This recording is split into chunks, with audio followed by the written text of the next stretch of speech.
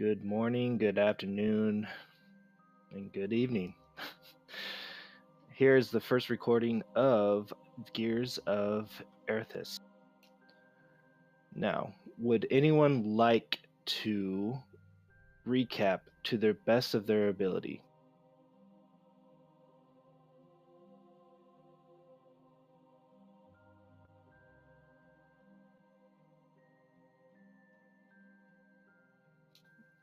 Oh, well. Looks like we're getting a text dump. Yeah. If anyone would like to read that, that would be actually good because it's off at the point of view of the player. Alrighty. So from the point of view of Satakoi, our story started with Satakoi walking down a long hallway following a short man who promised him goods. He arrived into an emporium of goods secret from the entire world. "You've been marked," he said to Satakoi. "Welcome to Marvin's Magical Goods." The place was adorned with everything you could possibly imagine, wall to wall with expensive items, a wall mart, if you will. Satakoi exchanged a bag of stolen goods from the mayor in exchange for one magical item. He wanted more, and so did Dib. But they couldn't figure out a way to steal anything without his knowledge, or if it was even worth it. Meanwhile, Kissel and Gliok were on the hunt for Satakoi, since the guildmaster demanded an audience with him. If not, then they would send their assassin after him to deliver him dead or alive.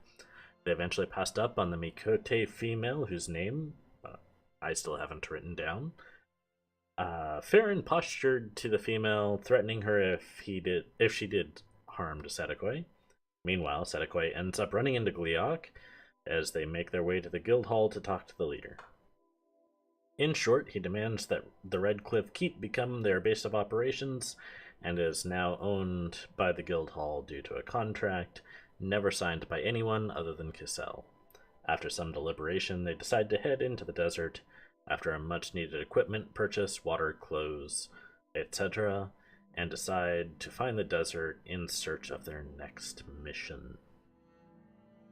Alrighty. So, to get clarification and all this other stuff, we're gonna call them catfolk from now on. Kind of like a cousin to the Tabaxi. Also, the other individuals that that are any references to Final Fantasy XIV are going to be called Dragonkin instead of the Dragonborn. So just a clarification on that, and also that that person that you saw in the alleyway, her name, Casil would know. Her name is Kelly Noir. So, just for your guys' information. Yeah, I've been doing my homework, so meh. All descriptions are original, and any similarities to other franchises are purely coincidental. Thank you for that disclaimer. Okay, so now everyone, through last session that we have, it was kind of a mess a little bit because I had to go back and forth to work, but essentially you guys geared up, got the much needed provisions, as well as some warm weather clothing. Now, this is the last time. If you guys need anything, say so now or forever hold your peace. I think they were pretty good. We got filled up the bag of colding with fresh water. We all got desert traveling clothes, goggles, face protection, and whatnot. I brought a small tankard of oil so we could easily take care of anything that needs appropriate lighting or creating torches or whatever we happen to need, dealing with black fungus. We kind of geared ourselves up for various purposes and needs. Alright, the witch is dead. I'm here. Welcome back. Hey, yeah. Hey, Thought patrolled. wow. This is going on YouTube, so hopefully you're okay with saying that. Wait, hold on. Wait, you can hear me, right? Yes. Okay. My headphones aren't connected, so you're coming out of the speakers, and I don't know why doing that.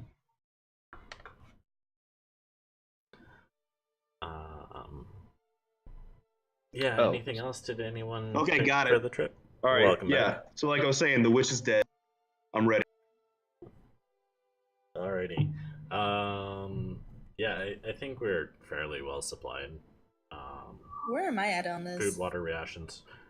You are NPCing along, so you're with us, and I believe we left off on the edge of the desert, ready to venture in to the town. We're gonna go find the mayor's mistress. Oh, yeah. There's actually a travel scene. You guys haven't hit the desert. Oh, let me fill You in the guys are gaps that still I in didn't town. get to type in, because I was trying to like half listen to that fucking psycho at the same time. But Book, Callie, and Brian are going to be coming with us to Redcliffe Keep to work for us, and maybe Gliot can decipher this, but I wrote down catapult and armor of Argoth for some reason, and I have no idea why. There's no context. It's just 2 words. I don't know of anything myself. I really don't. Maybe it's All something. right, then Maybe I it's guess it'll something just that be a you. fucking. Maybe it's just something that you wanted. Yeah, maybe it'll be a fucking it'll be a mystery. Yeah, I don't remember anyone getting any special armor or anything like that. And Later. then we have no need of a catapult right now, unless we're joking about catapulting cat people. So those were the spell scroll. Ah, there you go. So he had them identify. Shit. Okay.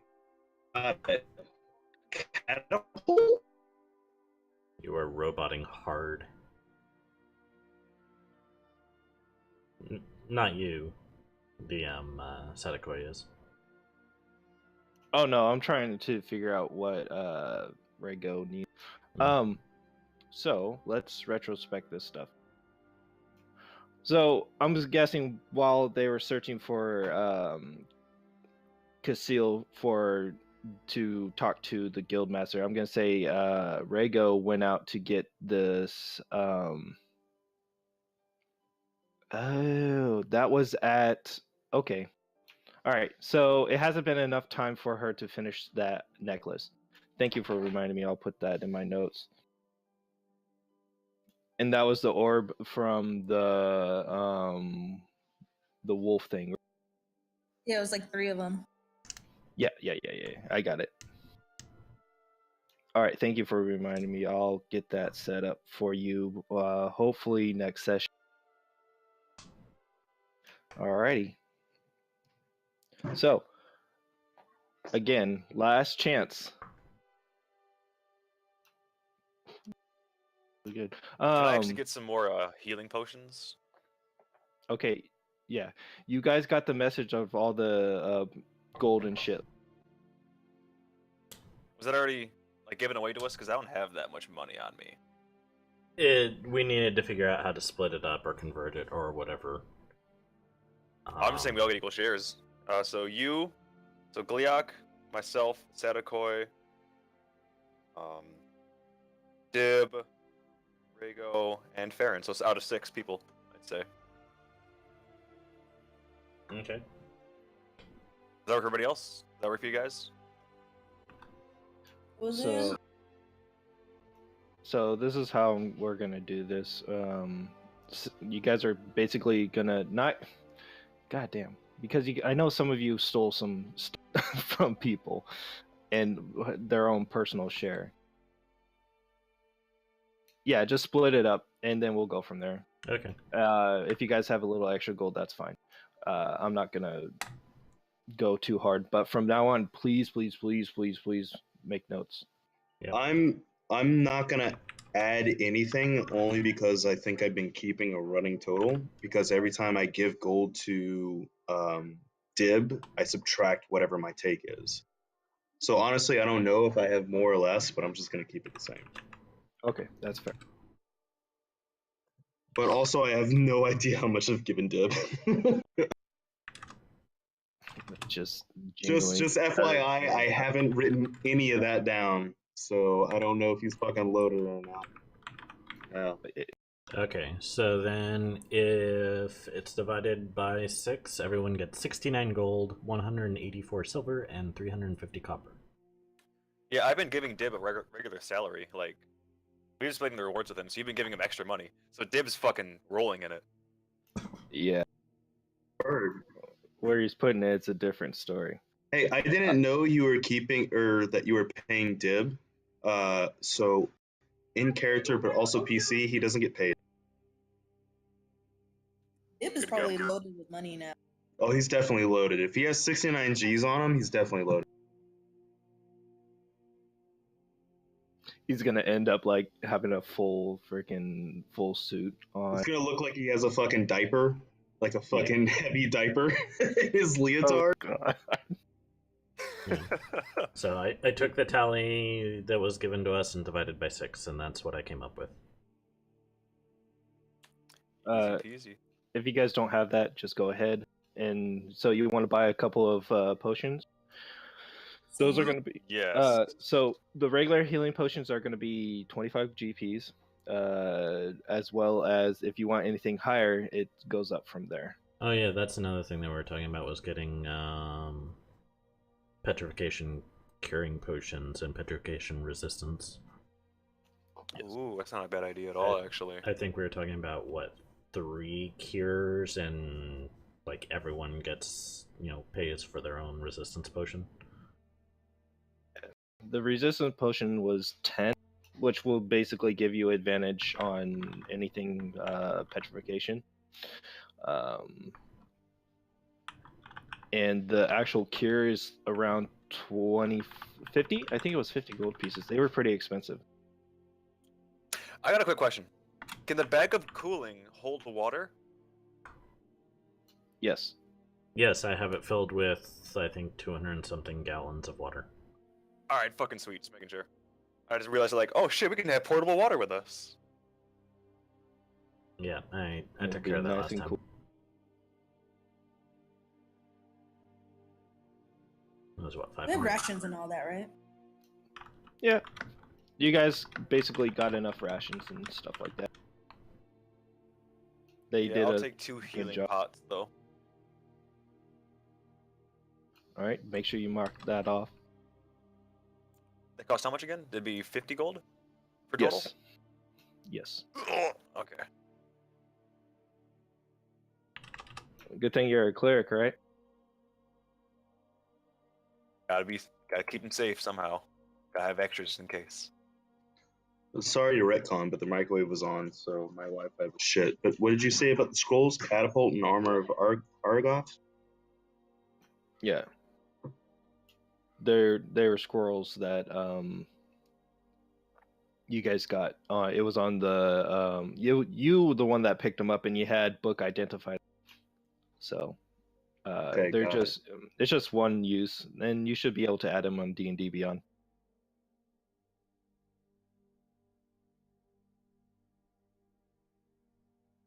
Okay, so with that, is everyone ready to make the trip? I think so. Did the guild give us any contract for this? Like any paperwork that I can't read? This is all on you. When you left the guild hall, book didn't give you anything about this in particular. Nothing. So this is just you guys doing your own thing. And the guild doesn't mind you doing your own thing, but whenever they do call you, you have to return as soon as possible. You know that one for a fact. Okay, that makes sense. But as of right now, it's your time.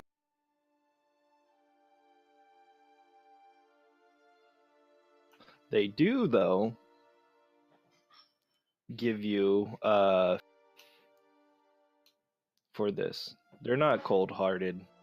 So, as you guys exit south towards out of Aleem, you are greeted by the very dashing and smooth-talking Findle on top of his carriage with his 2 horses, and he says, "Y'all ready to go?" Yes, sir. I sure am. If you guys are ready, then I guess we're all good to go. You ready, Fendel? Always ready. Hop on in.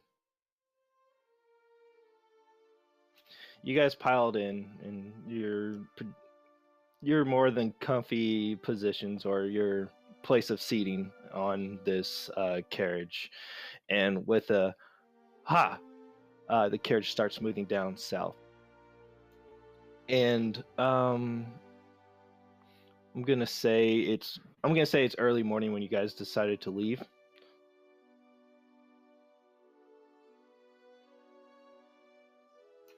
You guys continue down the road path. It's a pretty smooth ride. You see oncomers coming from Del Costa, and also some other individuals dressed up in what appears to be like Arabic garb, and heading up towards Aleem. Also, the typical merchants and townsfolk, like the farmers out in the fields, and as you're just heading down southwest from Aleem.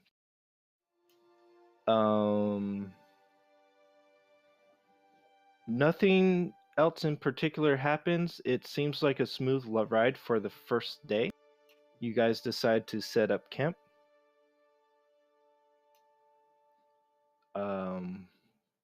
Every time this is how I'm gonna run this. Every time you guys set up camp, you get more opportunities to RP if you would like.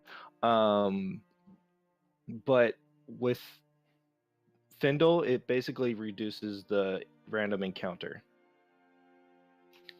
So,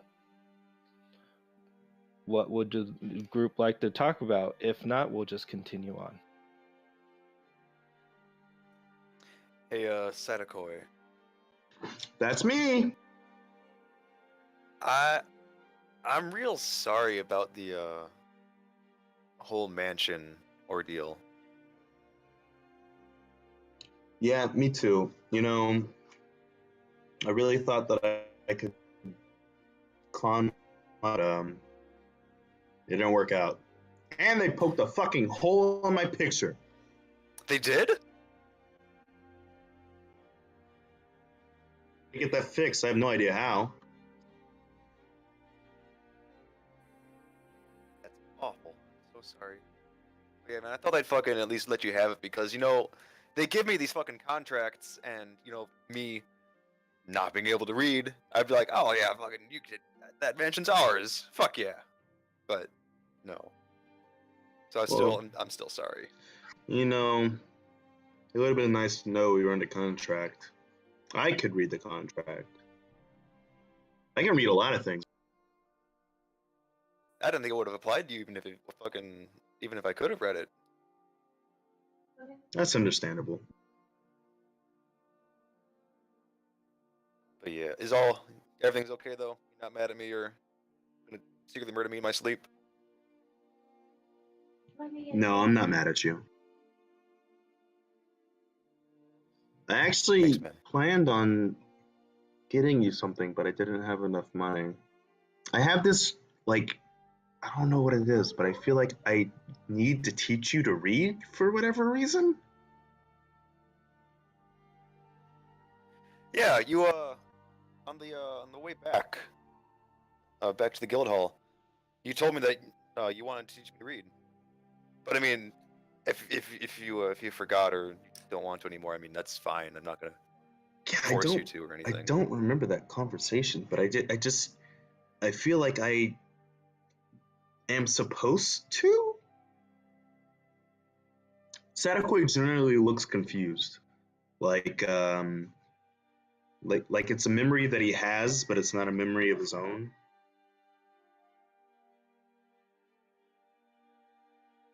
Yeah. Okay. Hey, if you feel like you need to, that means you have to then. Yeah. Right? Well, I don't know if I have to do anything, but I probably will. If anything, I don't want to get swindled again. And I look at him really sternly.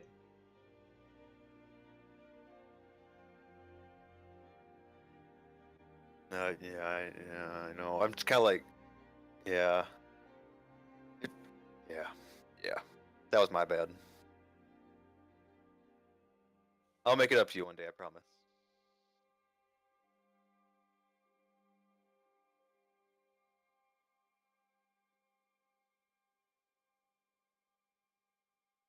So who's gonna set up first watch for tonight?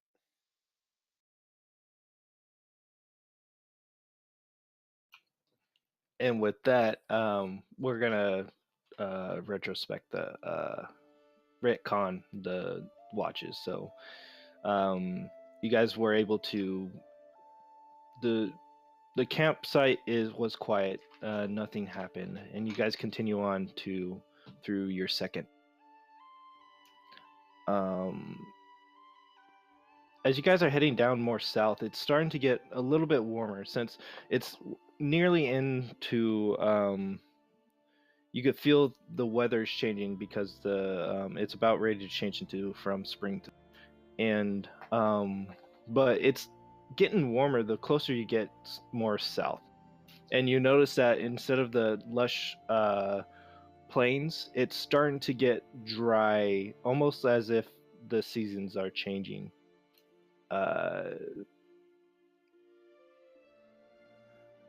Closer and closer as you guys get the second day's done. Again, third day,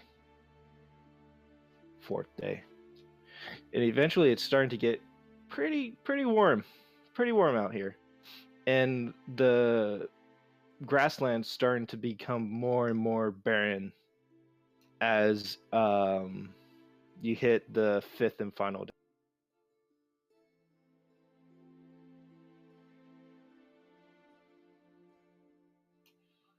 Oh, please, if you guys need to interrupt me or ask questions, go ahead and just talk. But yeah, you can read your book through this travel. As long as you're not doing anything else. No. Okay. Eventually, Findle goes, so where are we? We're almost at the edge of the desert. Do we need to go anywhere? Because I know this outpost that we're pretty close by. You guys want to check the outpost?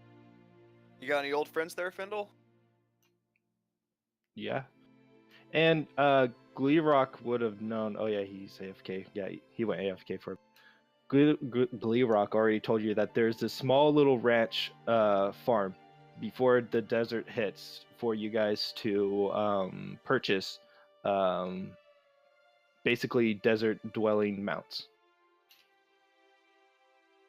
Because Findle already told you guys that as soon as he hits the desert, he's not equipped to go any further. Yeah, let's go check out this post. I'm down for that. Little lessed up civilization before he just gets to fucking straight sand. For sure.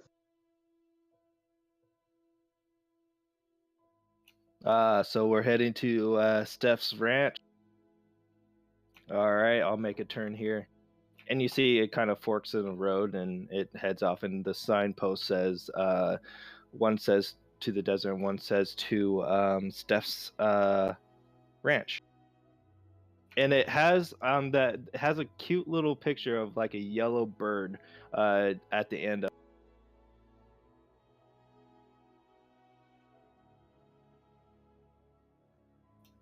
You guys continue on. So I'm gonna say it was morning when Findle asked where we were.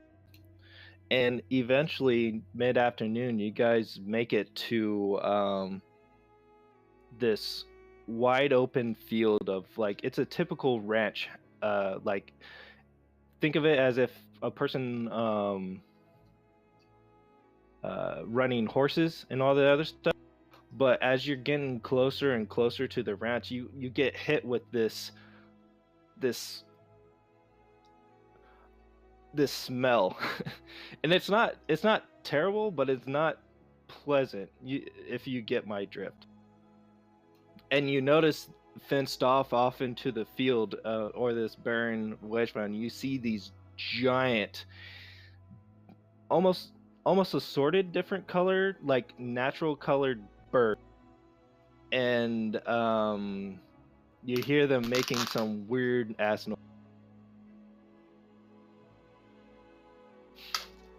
And Findle kind of pulls off, and you see this small little house off into the distance, and then a little bit closer to where you guys are, this big kind of barn area. And you also see a couple runs and these birds just doing their own.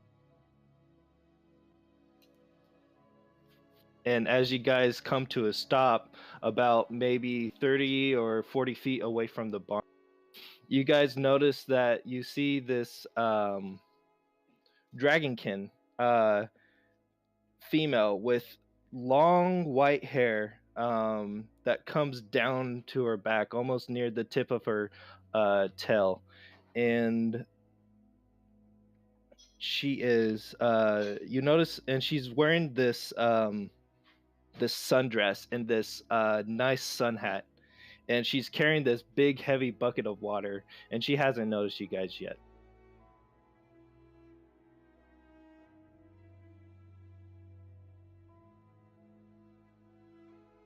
I approach her behind her back silently.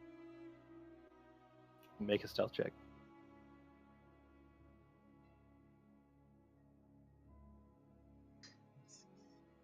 That's gonna be 10. Oh yeah, she didn't roll very high on her perception. Oh, good. Me neither. So I get kind of close to her, and then I say, "Hello, my name's Sadakoi Steele, and I'm on an adventure." She drops the bucket as she the water splashes down onto the dry, and she goes, "What in tarnation?" And she turns around, and she's very pretty. But also you notice that her horns, where her ears should be, are kind of sticking from protruding from the back a little bit, from the back of her hair. And she has just these black dragon scales that run through different parts of her body. And she has, what's also noticeable is that she has on the lower right side of her lip is like a little cut. And so she looks a little bit frightened, and then looks at everyone else from the group and notice Findle on his carriage, and he tips his hat, and he goes, "Milady," and she goes, "Whoa, what would we have here, Findle? It's been a long time." He goes, Findle replies back to her and says, "It has, Steph. How's the birds been?" "Well, they're this and that. Sometimes they're a little bit rowdy. Sometimes they're not. Sometimes they don't listen to me. But anyways, who are these individuals?" As she looks at the group. Hi, I'm Cassell, and we are heading to the desert. And I heard that you have I think it was kind of desert kind of mounts that we can kind of maybe purchase or rent here. Is that true? Oh, you want some of my Bocos? Yes. Yes, I would love to see your Bocos, please. Purely coincidental.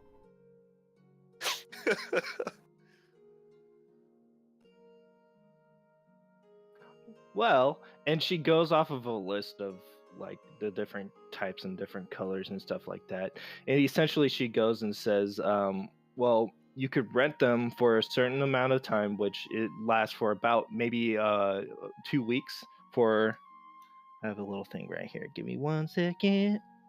Yeah, for a month, you. Oh, sorry, not a month. That says mounts. You could rent them for 15 gold pieces per person, or you could straight up buy one of them for 500 GP. And go on. How many can they hold? Like, is it like 2 persons per, or can they hold like These one are Bliak and like one gnome? well for regular size humans. It's you could two mount them because these are pretty big birds. But Gluerock will have to get his own if he wants one because of how massive he is. So anyone like human size, it's two mounts, and then again, if you're halfling or small, it will be you could pretty much have like 3 or 4, depending on how size the bird is. Okay. So there's three big sizes, or three human sizes, one dib, one dragonborn. Does dragonborn count as large also, or would dragonborn be like just a heavy human? There's a human. Dragonborn would be. All right, so we need 4 Bocos, because I'm guessing dib's gonna ride with Satakoi, so that's 1 right there. And then it'd be me and either Rhaego or Farron, and then Rhaego or Farron by himself, and then Gliak by himself. That's 4.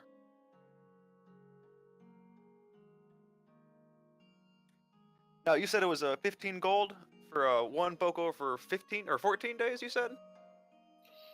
Yeah, around there. They usually know when to come back. What if we're gone for a little bit more than 2 weeks? Because we don't know how long we're going to be in the desert for. Can we leave a deposit with you of like an extra 15 gold and then come back and get the deposit back if we come back before then?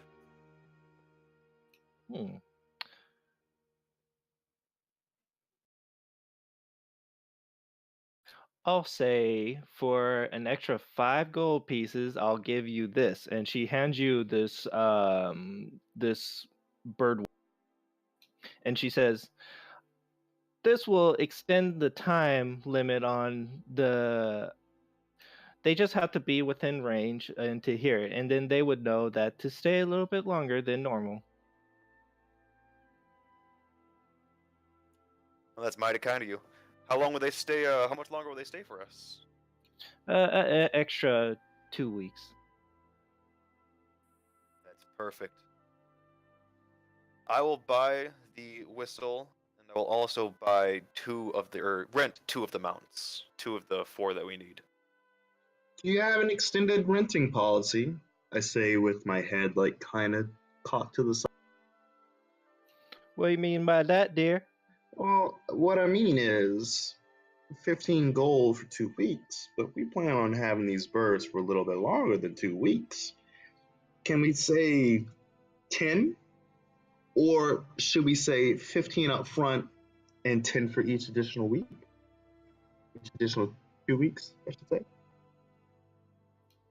She points at the whistle that Casil's holding. Yeah, she said this thing will, if I blow it at the end of our first 2 weeks, they'll stay an additional 2 weeks. So it's. Oh, so we don't need to pay. It's 15 I got flat. Yeah, I just gotta buy the whistle, which is like 5 gold, which I mean I'll pay for that for us. Alrighty, sounds fair to me. I do declare, and I kind of I take my hands and I push them into my leather like like one of those old timey fucking mayors in the Like in your West. coveralls? And yeah, kind of. And I walk off from the competition. She cocks her head and is like, "Where is he from?" He's from somewhere. But yes, we'll need 4 of your finest Bokos, please. Right this way. And she takes you into the barn area, and oh boy, does it smell. It's not, I think it's not like a hygiene thing because the birds look beautiful. They look clean and whatnot. It's just the smell that comes off of them. And It's overwhelming. yeah, it hits you, like it punches you guys in the face as you guys are going in. And she goes between the different ones. Some of them are almost like a deep red. Some of them are golden, yellow, and a few of them are almost like a bluish tint to it, like a light blue tint. It's weird.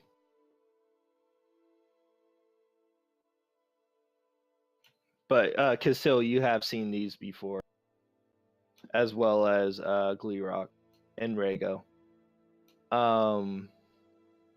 But Satakoi and probably Farron is kind of like they're all fascinated about these creatures. Except he's not in there right now. He's back at the thing. The carriage.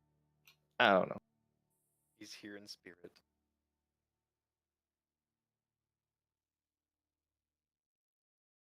So you go ahead and pick your choose which color, which bigness. I want to point, and she points out one. I want you guys to get.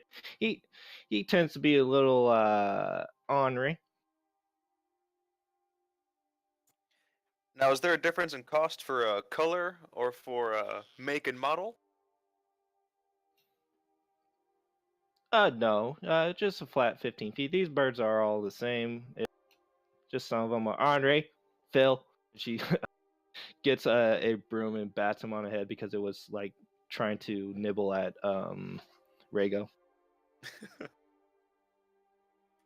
I think that one likes you. I'm guessing it.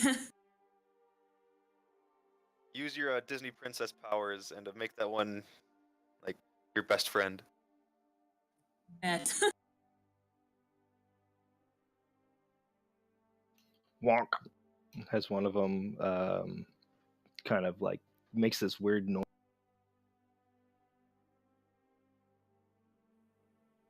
I So- will take a blue one if you do not mind.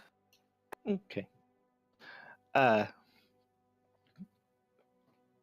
So she goes and points to one of the lighter blue ones, and he goes, "This is Bigsby. He likes to be scratched right underneath his. Gives him calm down pretty quick." Underneath his beak, is that what you said? Yeah. As she kind of scratches the bird. Where though? You cut out when you said where. I know. I keep. Yeah. I have to know. Underneath the beak, and she shows you where to scratch. Yeah. What was the name again? You need to hold down your push to talk at least, a second or two after you're done talking. Yeah, sometimes my thumb gets shaky. So, anyways, his name was Bigsby.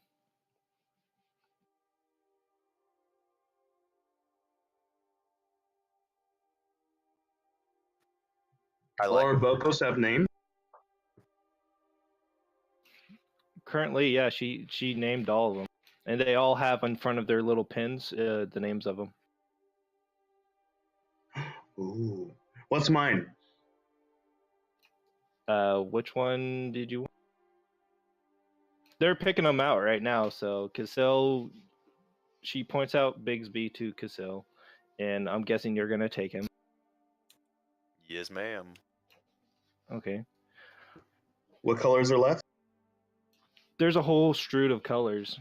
There's one that's red. There's one that's gold. There's a whole slew. I'm gonna go for the one that was trying to nip at me.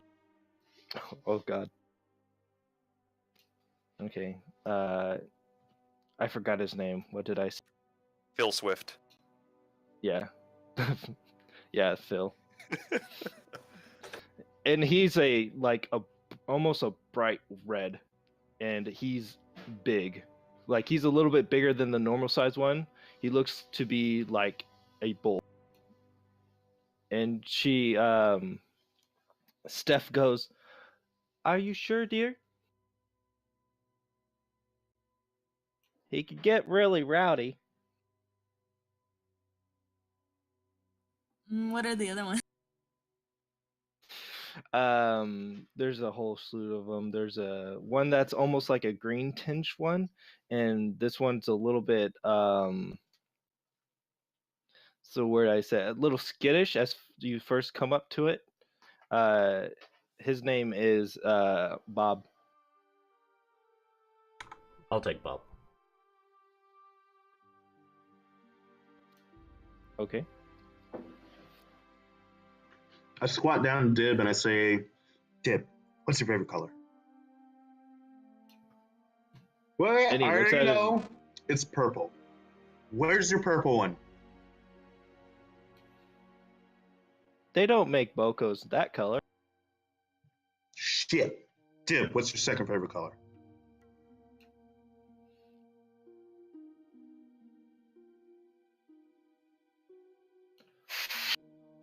Give me a second.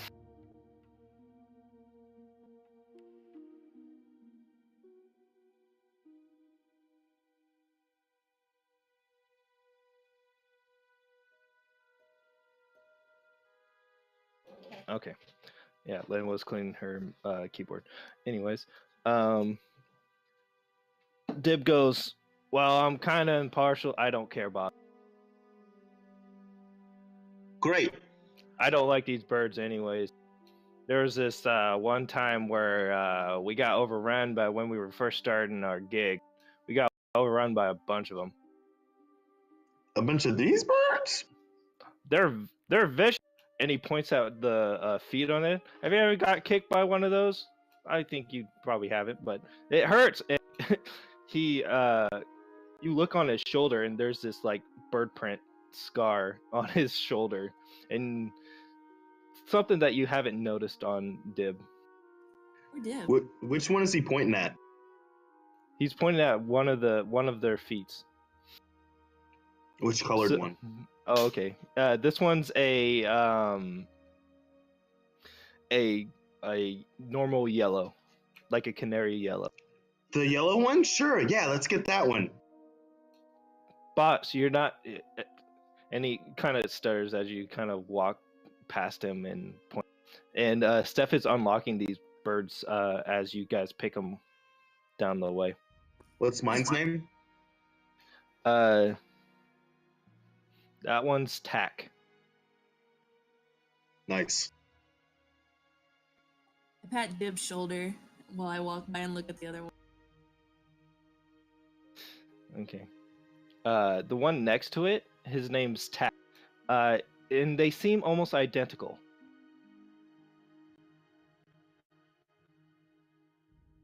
Wait, mine's name's Tack. No, yours is named Tick. The other Tick. one that Rago's looking at is Tack. So Tic Tac. Now we gotta get them both. Yeah, those two come in a pair, so I'm gonna have to let you guys take. And she unhitched the gates, and these birds are literally like going single file out towards the run basically, and they're kind of just scratching about in the front of the barn, and some of them are like jabbing at each other, but not in a friendly way, not a angrily way. But they tend to not mess with. Oh no! Did you guys pick up Phil? No, you guys didn't pick Phil. Okay, good.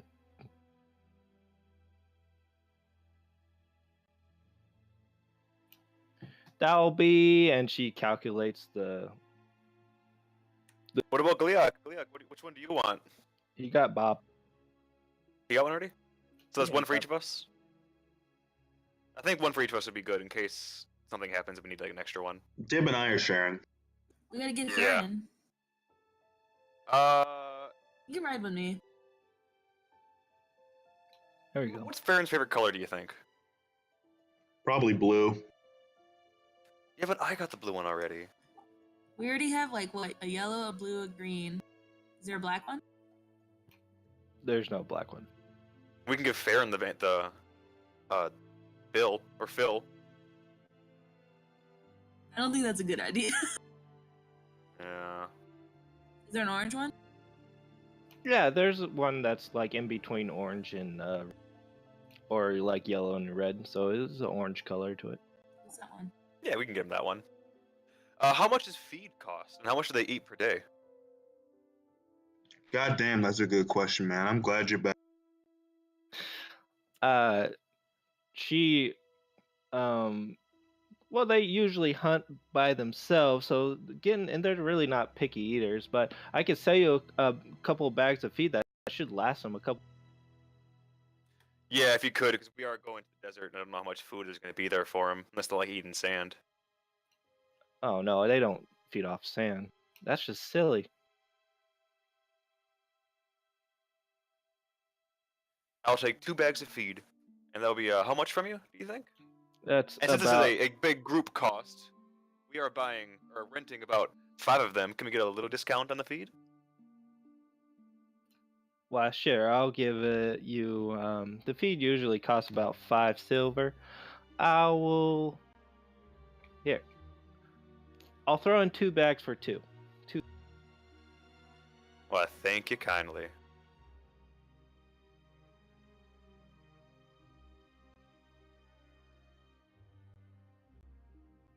Okay. Also, is there... What do we do if they either run away, or, life happens, and they take the big sleep?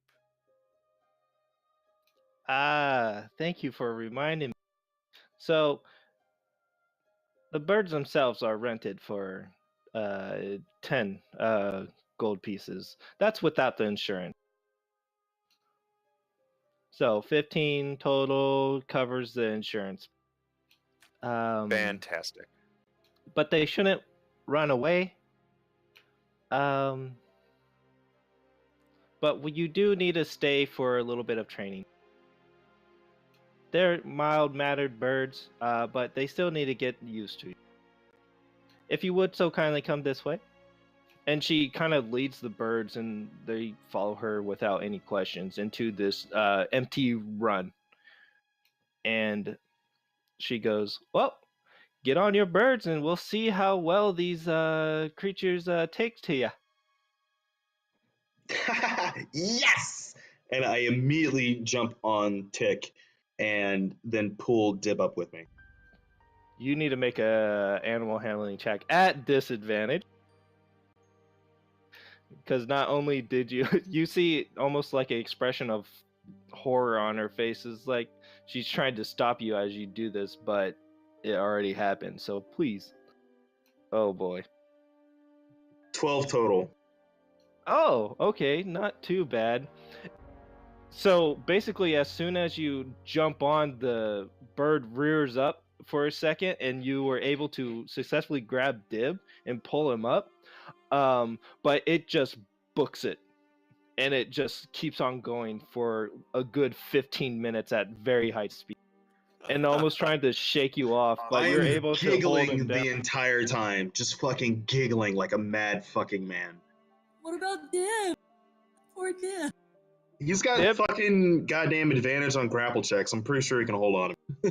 Yeah, he's definitely holding on, and it's almost cartoony as he's going at full speed. His feet are up in the air as it's digging into Sadako. He's digging into Sadako's shoulders, and you just hear him go ah ah. That's so fast.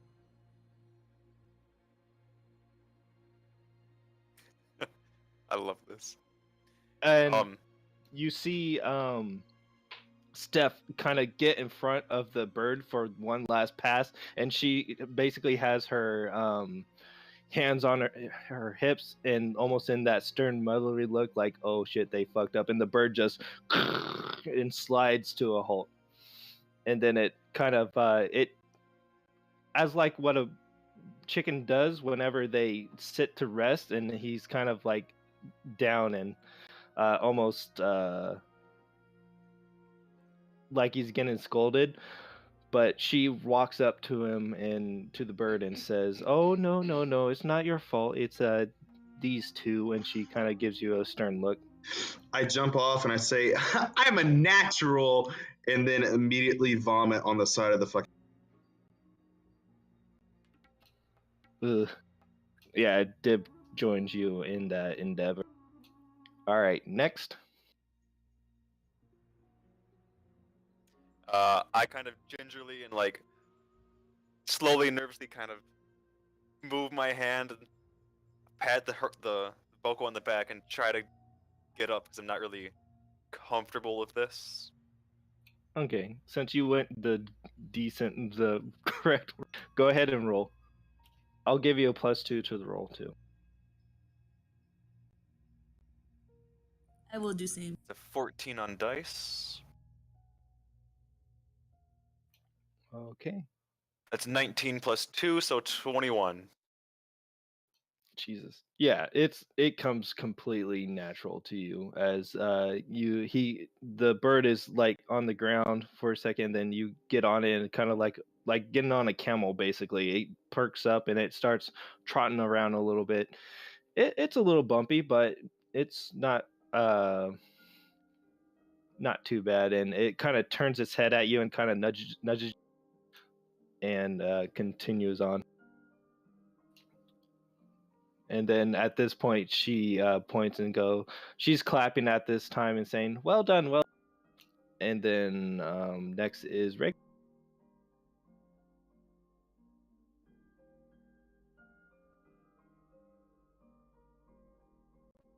You have fun.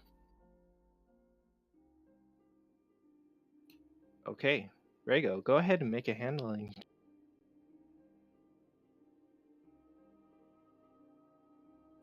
I got 15. Oh, perfect.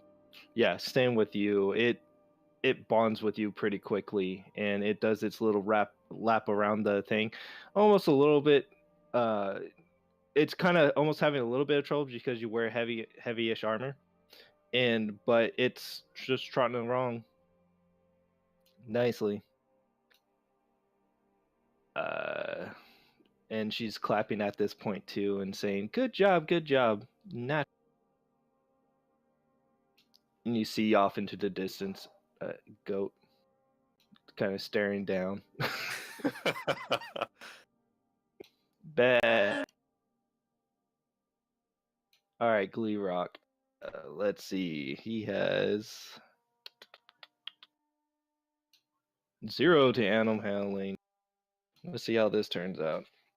So you see the big ass Goliath with the big ass Boko, and he's gonna roll. Oh, not bad. It comes natural to him as well. He just trots along.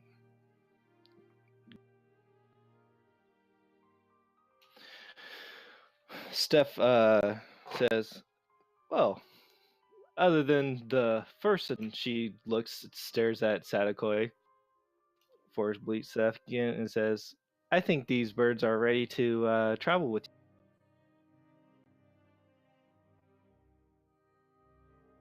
you. You think they're not gonna like bite us or anything? No, they're very well, man. As long as you don't pull their tails or poke and prod or attack, which I hope you guys want to attack my birds. Oh, never. I'd never do that. Or put them into any dangerous situation. The trip should be fine. Y'all are adventurers. Anyways, Who's paying up? I'll pay for 2 of the birds, the feed, and the whistle. I put 15 gold in Cassell's Thank you. for Dib and I. Oh, of course. So that's 3. I'll pay for mine. We just need 2 more. One from Gliok and one from Farron. I totally forgot about Farron. I'm gonna say his went without a. He was decent. Or I thought he was gonna be with Rego. I think it'd be smart to have one for each of us in case one bird goes down, so we can double up then. Got it.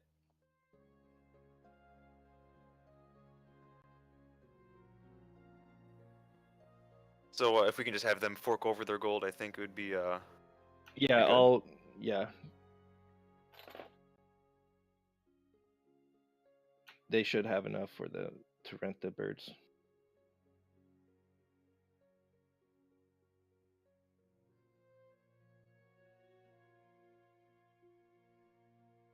So that's gonna be 15 gold or 30 gold for 30 plus 35 gold and 2 silver for me. Yeah, just remind them to take off 15 gold from their. All right.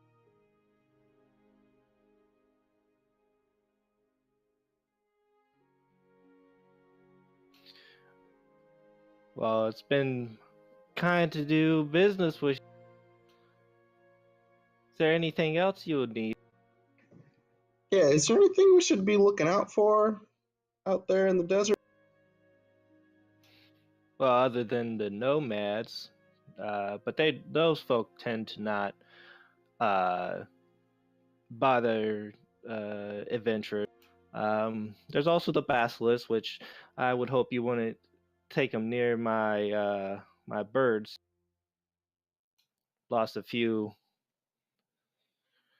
to them recently.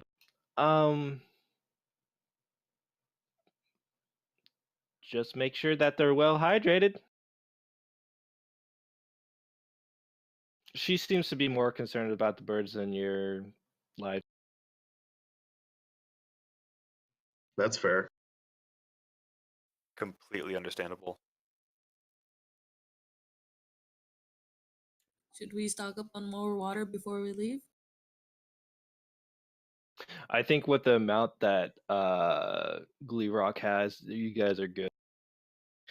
This is essentially so buying these birds or renting these birds is going to reduce the month's travel to about a week and a half. That ain't Quick bad. question: wasn't a book supposed to come with us also, or is she staying at the guild hall? The new guild hall. Well, it's going to be a while before that gets built up, and so she's still with her duties. She's not with you guys. Okay, cool. Just making sure. Yeah, this is basically the guild has nothing to do with this little adventure.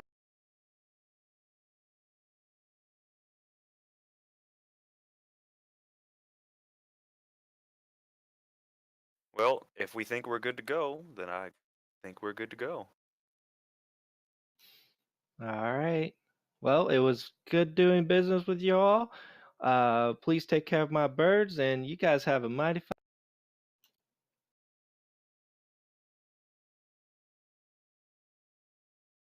As she turns around and starts heading towards the barn to finish up her chores and stuff like that.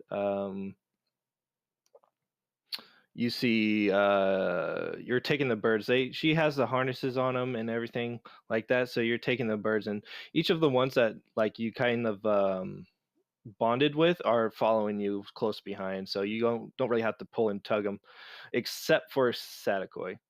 The bird is being a little bit ornery towards you. It is following you, but sometimes it will just do its own thing for a little bit and then try to catch up to where you guys are at as you guys walk towards Findle's carriage.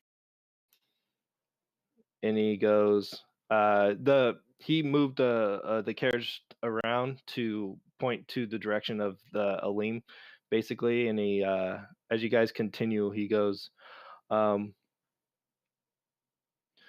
"You all take care of those birds.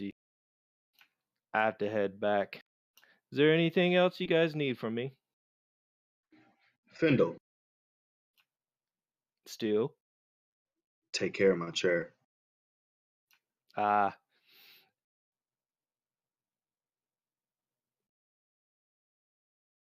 I'm gonna leave my goat with him.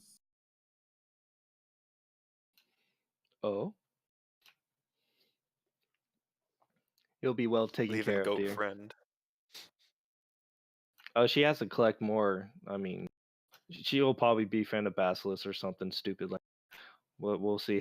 Oh, 100%. I'm waiting for this to happen. Almost got that bear. Did you though? Almost. Who's to say it's not protecting the forest around that area? Who's to say that it's not following you? Who's to say? Well, it's me. Me, I'm the one that. But anyways, we'll get back to that later. So, you guys see Findle off, and he rides up up the path and heading back to the guild hall. And you guys are a little bit off to the outskirts. You guys follow Fendel with your guys' birds up to the point to where it crossroads to the desert, and we will go from here. Okay, so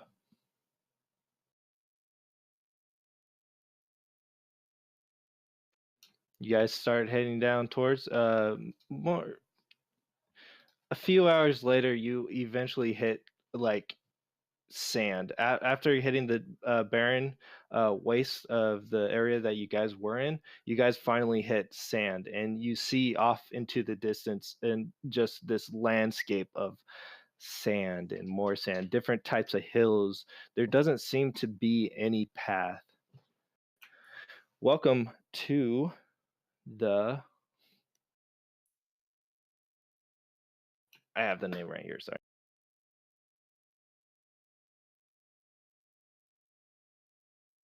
Morai Desert.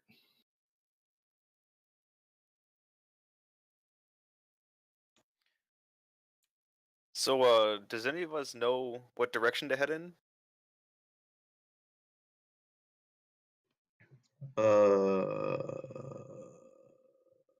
Gliar goes, hmm. And then he starts trotting forward. He knows. Yep, let's just fucking follow him.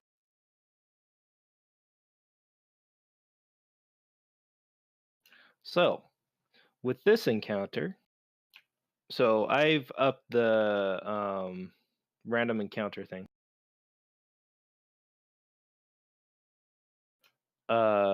So like in the past, instead of you guys rolling to see if a encounter happens, I actually have a chart with me. So this is gonna.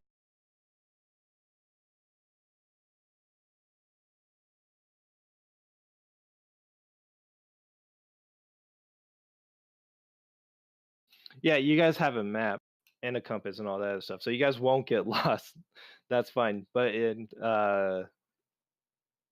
since you've kind of been through the desert, you just basically said, "Let's go this way." Um, yeah. So we will do this. So day one, midday, as you guys are traveling down towards the desert, hour pass, 2 hour pass. It is blistering hot out, and but eventually you feel it's starting to cool down, almost getting chilly as this you see off into the horizon as the sun is setting. I will need one of you guys to roll a random encounter. So with this though, you guys need to roll a d8 and a d20 12.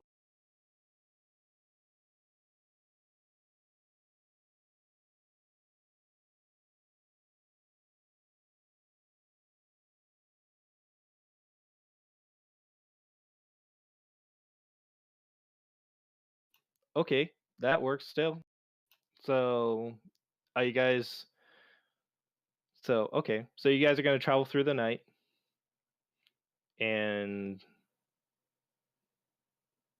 then or you guys are gonna travel through the night, and then when morning comes, that's when you guys are gonna set up camp. Hi. Okay, that works. But still, so in case with that, yeah, please roll a d8 or a d12. All right, I got this.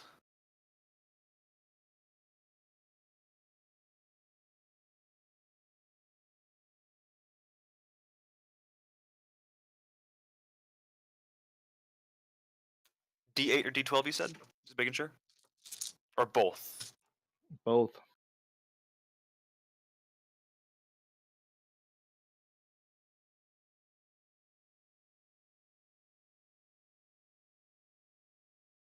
That's going. That's going to be a 7.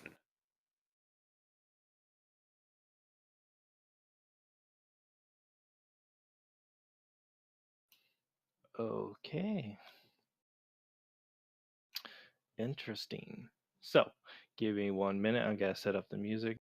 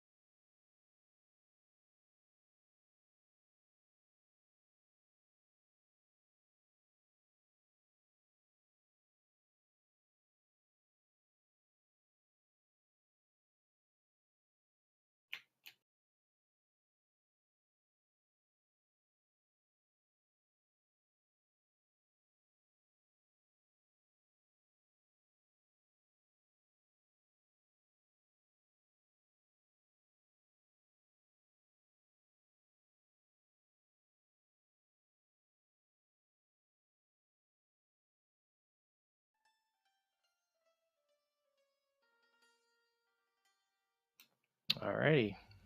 So, you guys are traveling down in nighttime, and for the people that don't have dark vision, you guys are you guys lighting torches or what? You guys? Uh, since I don't have dark vision for sure, I don't believe Rhaego does either. I do. Would you see a problem with lighting torches? Anybody? I don't see a problem with that. I do, but Sadakoi doesn't.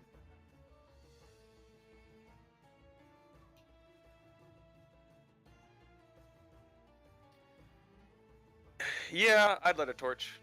Personally, I would, just so I can kind of see where I'm going. Okay. Uh, Also, I need your guys's marching.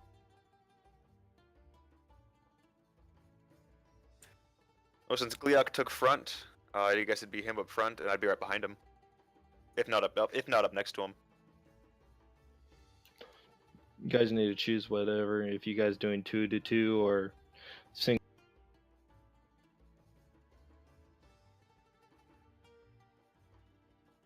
I want the rear.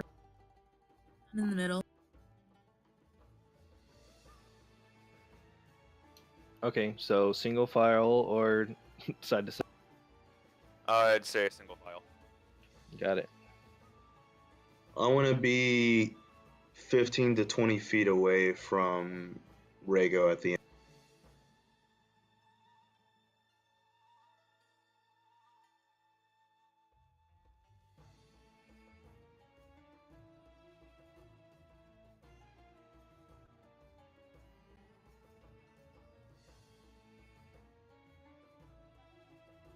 Got it. Alrighty. So.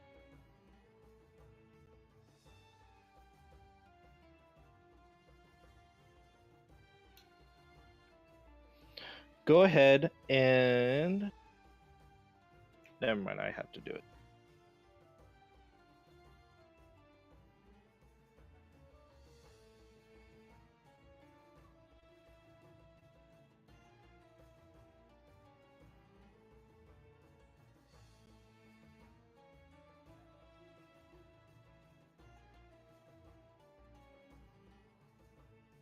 you see two travelers heading the opposite direction of you guys.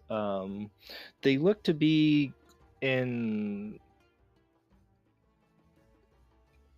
desert garb. They're also, one of them is well, both of them are on top of a camel and with another camel trailing behind them.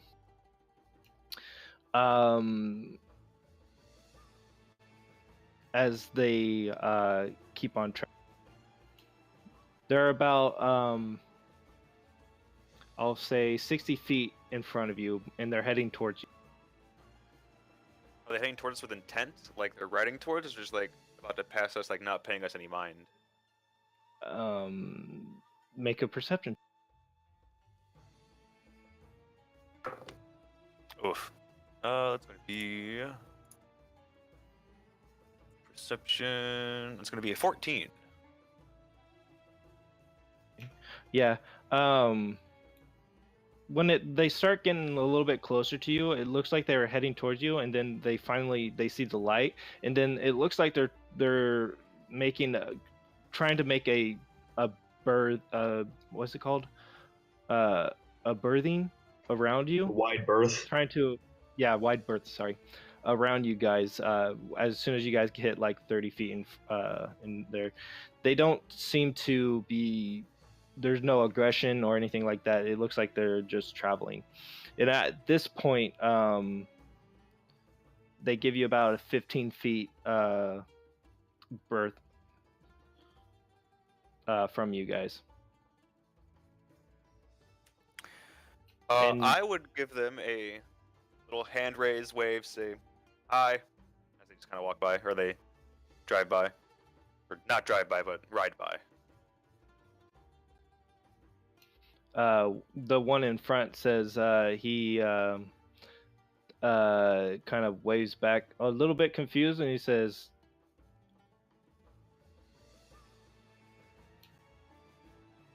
Hey, what's back? What's back that way you guys just came from? Any town nearby? "Oh, we've been traveling for a few days now. We're just trying to head to a different place."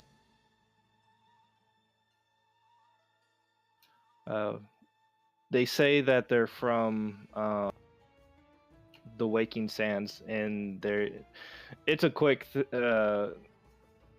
like,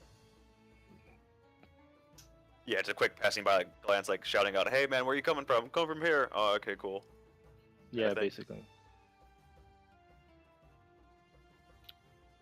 They start trailing off, and they're 15 feet away,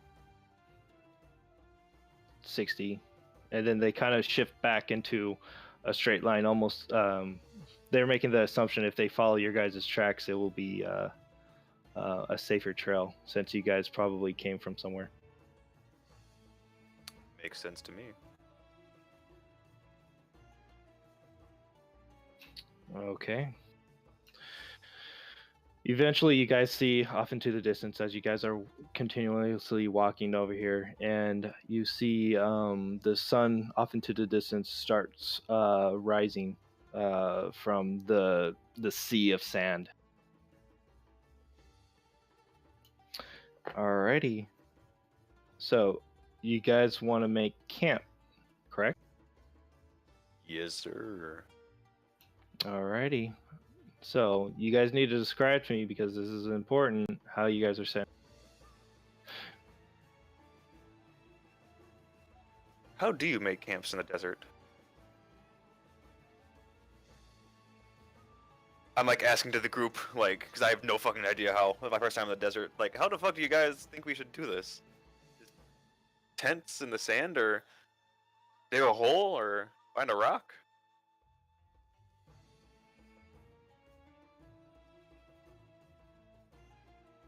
I'm pretty sure you guys bought tents and stuff like that. Yeah, we I bought mean, I have a tents. one man tent and a sleeping bag kind of thing. But I don't think I need a sleeping bag because it's gonna be so fucking hot. Well, I mean, we should do a caravan circle, like you do out west. right? Okay, yeah, we can do that.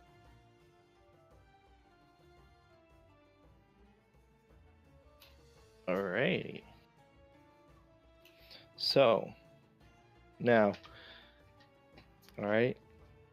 Now, since we're doing this a little bit backwards, who's setting up watch and who's doing this? You guys set up camp in a caravan style. Who's setting up watches? I'll take the first watch.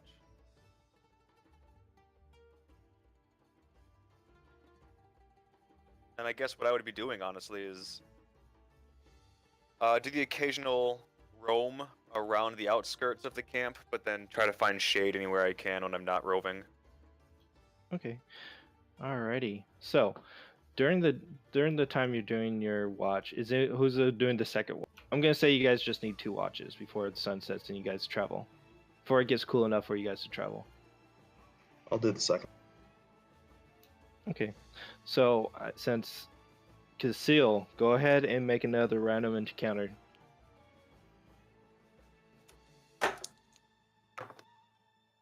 Five.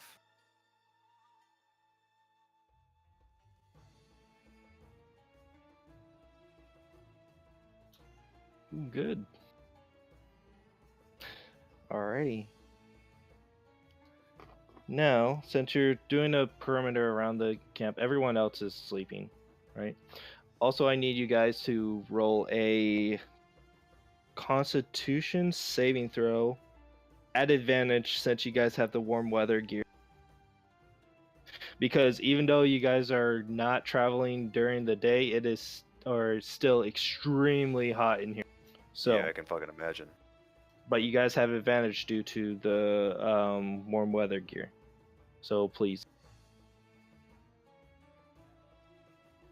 succeed.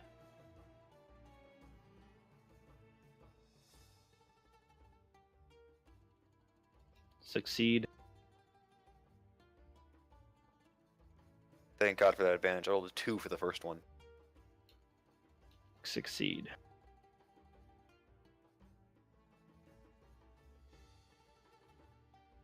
All right, everyone succeeds. So you guys don't take a point of exhaustion.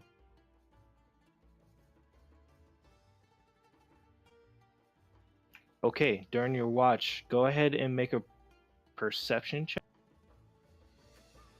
Also, just for some flavor, I would have taken the bag of cooling with me and just kind of occasionally poured water out into my just canteen, and wash over my fucking face because it gets so hot. I'm like, oh god, it's so fucking sweaty. What perception check you said? Oh yeah. Oh right, that is a math is really hard. 20, not natural. Okay, I gotta roll some.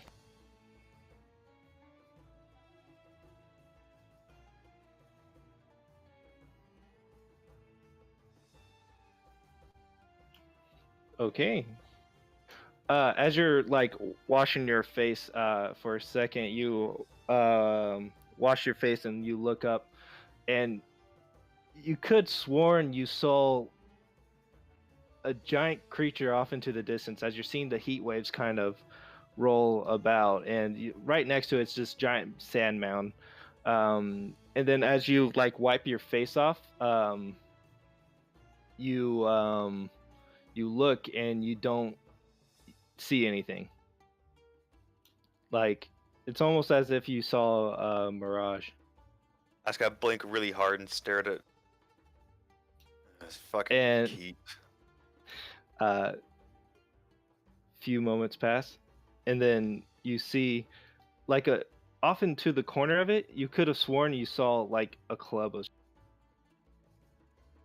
A club, like a tree club kind of thing. yeah.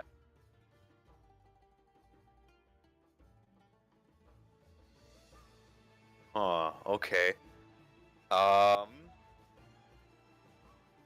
Do I hear anything?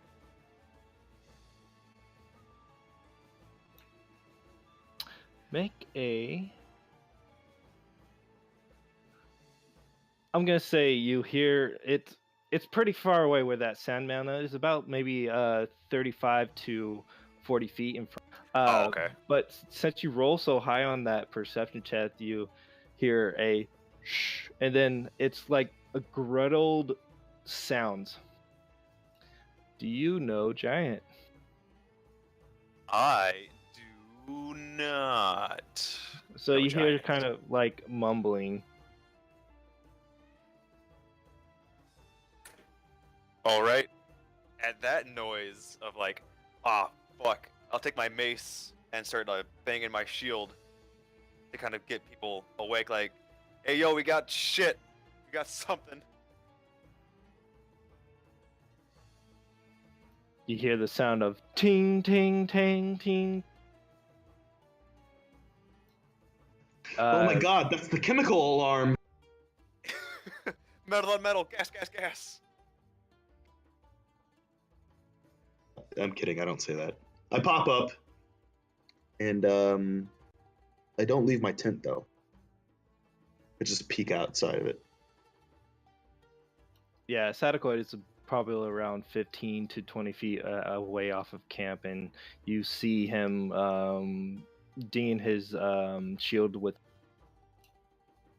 But you can't. Your guys are kind of over a hill, so he's kind of down on a downslope. But you hear him say, "Hey, something's." And Casil, you see, "Ooh, they found us. Let's go, bro." And you see off in the corner, this little mound is like, you don't know how they could have seen this creature as this large giant look of a man, kind of ogre. You don't know what it is. It's let me see if I can pop up a picture. Okay, yeah, it's a giant humanoid looking creature, and he's holding this great club, and he runs out, and you hear this battle cry, and then go ahead and roll an. Ah, fuck. I just kind of scream out. And Ooh, from that's the a- other side, you see a second one dart out from the other side of the thing, and with a giant axe, and it's heading towards Casil.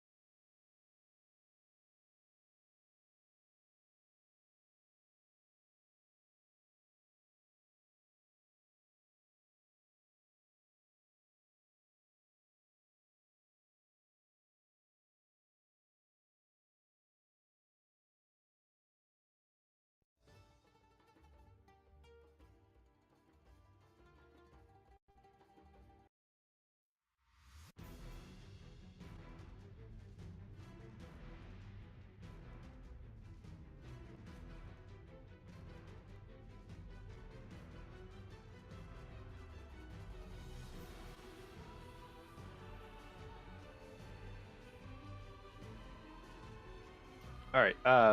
What was it? Casil. an 11 for mine. All right. So it starts at the 11.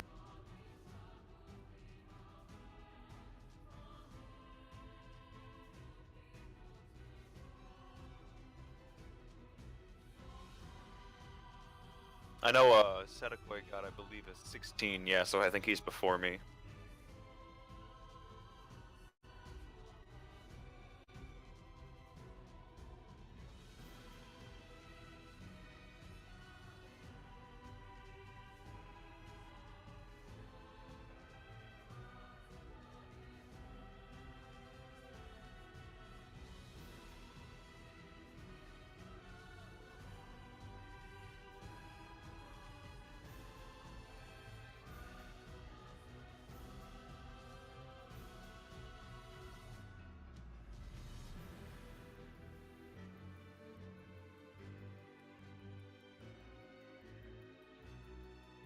Okay.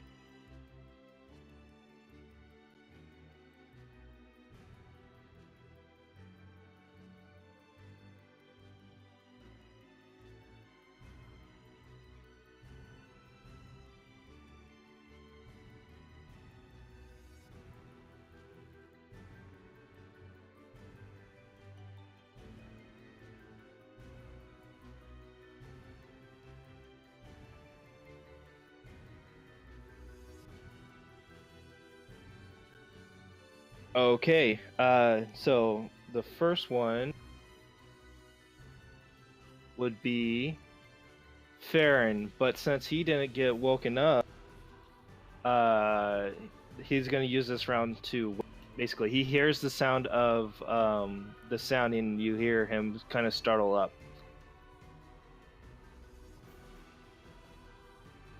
Next up, it is Sadakoi. Sadakoi, you hear the sound of like a battle rage, but you can't as you get out of your tent. Oh, good, Farron, you showed up just in time.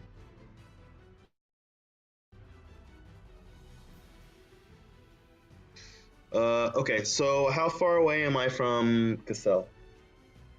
Cassell is about 15 feet. Brilliant. I look at Dib, and I say, Dib, you ready to kill some shit? And then I cast Mirror Image on myself, and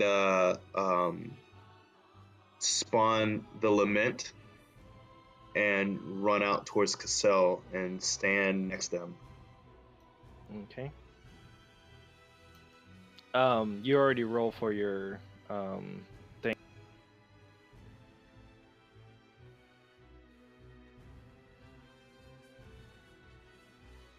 Roll for what? Did you roll for your thingy? Your mechanic? Oh, shoot, hold on. Yeah, we're good. Okay. You bust out your weapon and you summon it and you rush up to cause is there anything else you were doing? Yeah, just casting Mirror Image before I left the tent. So I'm what Cassell sees is literally me running out with like 4 body doubles. Or 3, so like 4 people altogether. So it rushes out kind of like a clown car. Yeah, more or less.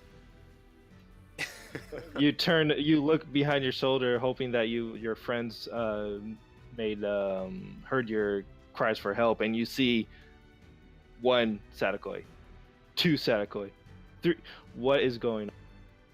All you hear is like the sound from Naruto, the fucking shadow clones being spawned, like poing, poing, poing, poing, and then like running out of the tent. That's great. All right, is that the end of your turn? That's all I can do. Yeah, what you see too, you see 2 ogres or maybe half orcs. You're not 100% sure. Are rushing towards Casil. And with that, is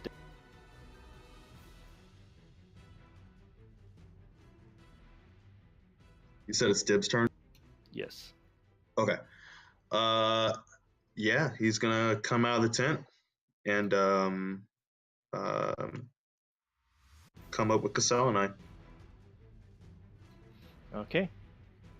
But obviously confused because fucking 4 of me just ran out of it. Yeah, almost to the point of him wanting probably to run away because there's more. But he goes up next to you guys in lane and he looks at his targets with a smile on his face. He's gonna hold his action until one of them comes within range of him, and then he's gonna attempt to.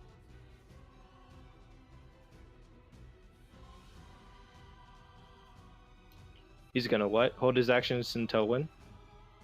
Until they come in range, and when they come in range of him or they attack him, he's gonna or me, he's gonna grapple him. Got it. Alrighty, next up is Rego.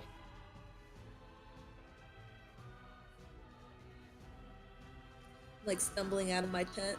Like, what the heck is going on? Yeah. And yeah, you stumbling out and you see multiple Satakois and one Conceal and Dib next. You almost see like almost the top of their heads, and it's weird. But you did hear the sound of saying enemy.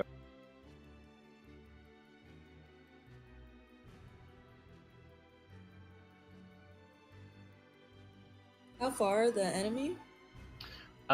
You can't see them right now. You only see the group, and they're about 15 feet away from you.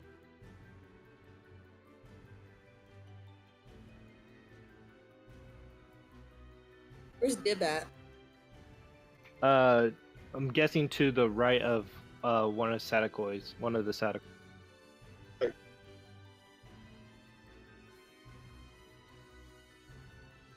Yeah, I'd just probably be next to one of them and get ready to attack.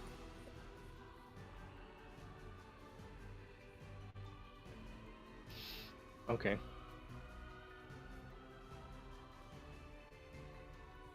Alrighty, so with that, so hold your action until one of them attacks.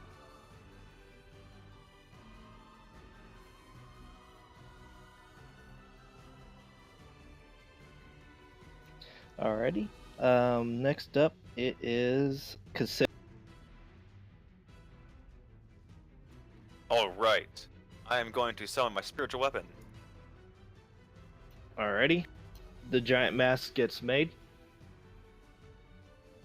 Now, can I attack with it at the same time I summon it? Yes. Or is that a? Oh, yeah, I can. Fucking sweet. All right. The one running at me, big axe boy. I'm going to Tanya Harding his ass and try to break his fucking knees, and just like have the ship's mast just swipe at his fucking knees. Got it. Roll for attack.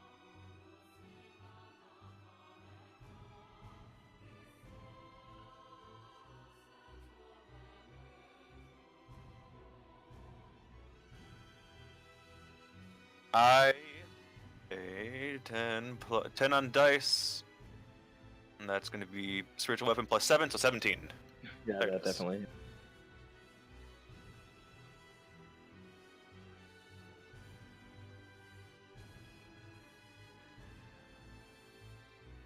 Does it like trip him up or slow him down in any way? No, it's just gonna deal damage. Cool.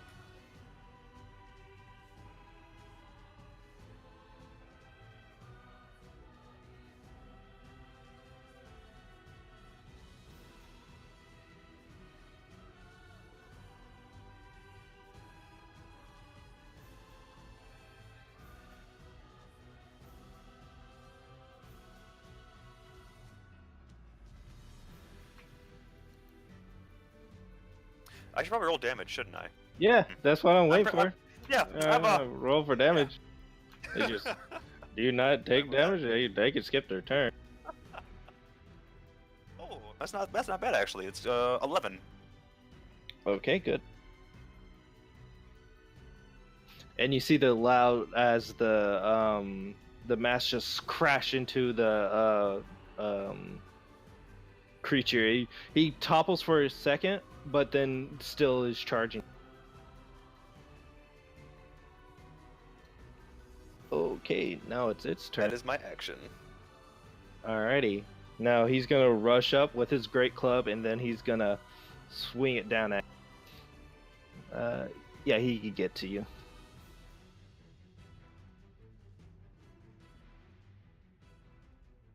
Ooh, 21.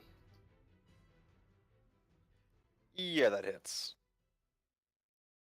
Alrighty, as it crushes down, you pull up your shield, hoping to take less damage. Is he in range of? No. Okay. He's actually going to use the two hands. as he crushed down the weapon at you. Can't find my dice because. Right.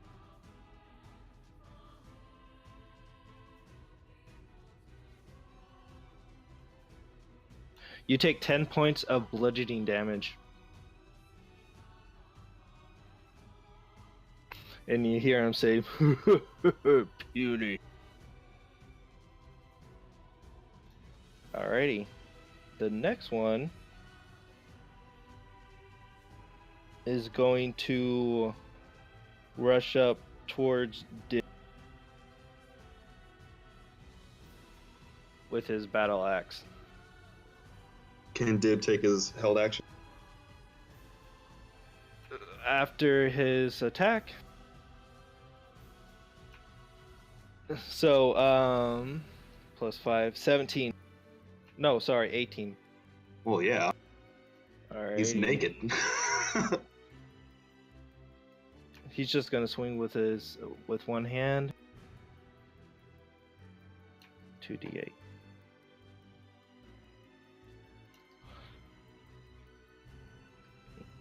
Nine, 10, 11, 12. He takes 12 points of slashing damage. And at this point, he could take his action, his held action. All right, he's going to attempt to grapple. Okay.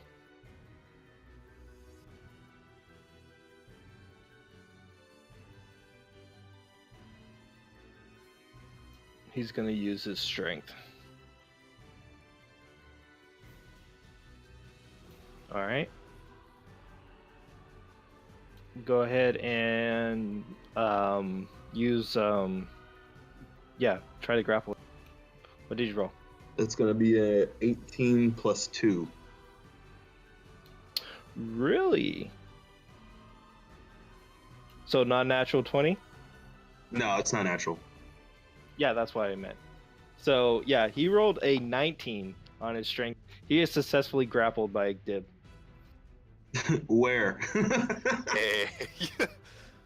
I'm gonna say his arm. As he pulls back up, from about to do another swing on Dib. Dib climbed up around him and kind of nestled him around his head and an arm, so his arm is kind of locked into place. Sick. Successfully grappled by Dib. That's my goblin. Alrighty. That's their turn. Next up, it is Gleerock. Gleerock, coming out from a rest, he looks outside of his tent and you hear him kind of chuckle as he's rushing towards you. But that's all he could do for now since he wasn't really woken up. Alrighty. Round 1 completed. Farron. Hi. So, I'll paint the picture. You just woken up and you look outside of the tent and you see 2 giants look like to be in battle with your friends. As you see Casil. Who left? Oh. You see Casil in front of you, about 15 feet in front of you. You see Sadakoi. You see Sadakoi. You see Sadakoi. And you see Sadakoi. And also you see It's Dib. the 4 greatest rappers of all time. Yeah. And you see Dib kind of grappled one of the giants, or ogres, and his hand is up in the air and Dib is holding him tightly and he's trying to pull away. And then you see Rhaego next to it, ready to attack.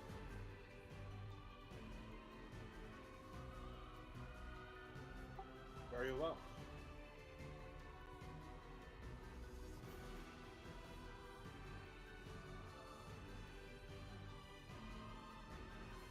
Do I get an action, or was that just describing? That was me just describing. So yeah, you have a full round. The last round you were kind of still surprised. Okay. If it matters, I rolled an initiation of 12. I already roll for you. Oh, okay, that works.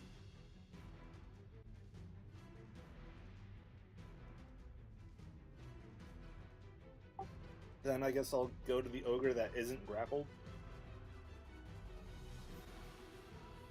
Okay. Yeah, I'll say you kind of like push your way past your companions. All right, and then I guess I don't have anything else to do but attack. Roll to hit.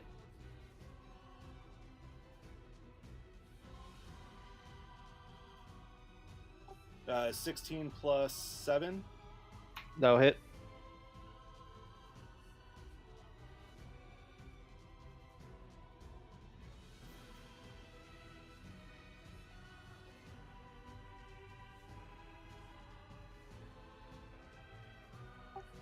And then that would be 8 damage total.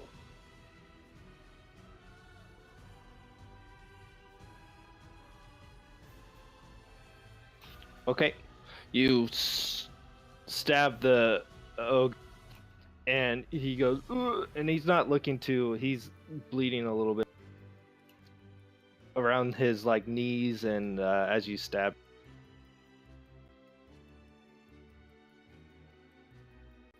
And that'll end my turn. Okay. Next up is Sadakoi. Can I take an RP action? Like, can I just do like an RP thing without it absorbing my action? Depending on how long the RP action. Okay, so Sadakoi realizes that there's 3 other Sadakois standing next to him because this has never happened before, and he points at one. He's like, "Who are you?" And the other one points at him and says, "I'm you." And then he points and says, "You're not me, I'm you." And then another one says, "I'm not you, you're me." And then there's just like this like little thing for a second, and then he shakes his head, says whatever, and then attacks the one that Dib is grappled. Got it. Go for it. Do I get advantage because he's grappled? I don't remember if that's a thing or. Give me a second. It's been forever since I've attacked anybody not prone on the ground that was a bog witch. Rip in peace. F.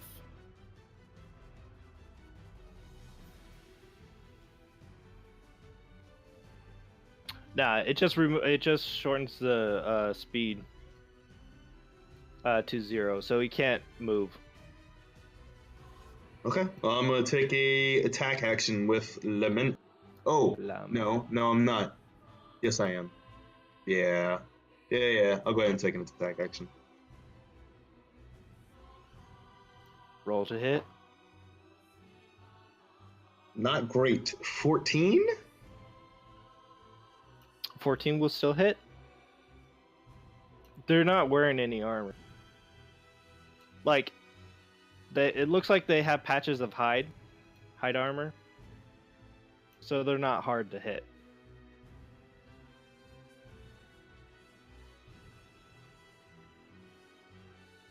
There'd be 7 points of what's that? Slashing damage. I rolled a 2, so that was cool. What was the total? 7? Yeah, 7. All right, and I forgot how lament. It's a spear, right? Some sort. Glaive, yeah. Yeah. So you stab him, make a slight little hole in it, and it looks down at you, and he says, "You're next." And I say, which one exactly? He gets this look on his face and scratches your head. He points at one of them and says, "That one."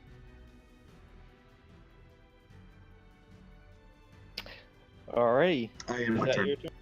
Alright, I think it's Dib's turn. Dib is going to attempt to pile drive him. Okay. So I would imagine he's gonna kick his little legs towards the ground to try to bring him down. Mm-hmm. So his card says, hold on. Target takes 2d6 plus 2 bludgeoning damage, and target must make a strength saving throw DC 12 or be knocked prone. So either way, he still takes the damage, right? There might have to be a check. I'm gonna say this. Okay, so I'm gonna say this. He has to make the strength saving throw, and he'll only take half damage. So it'll be kind of like a spell. And if Okay. he fails, he automatically gets knocked prone too. Yeah, I feel there has to be like a save or something.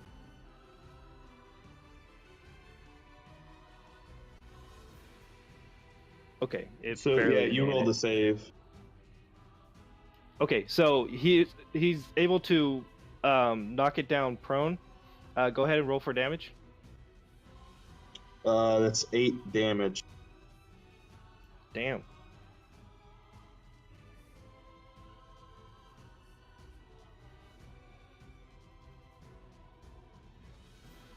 Can you make an unarmed strike when grappled?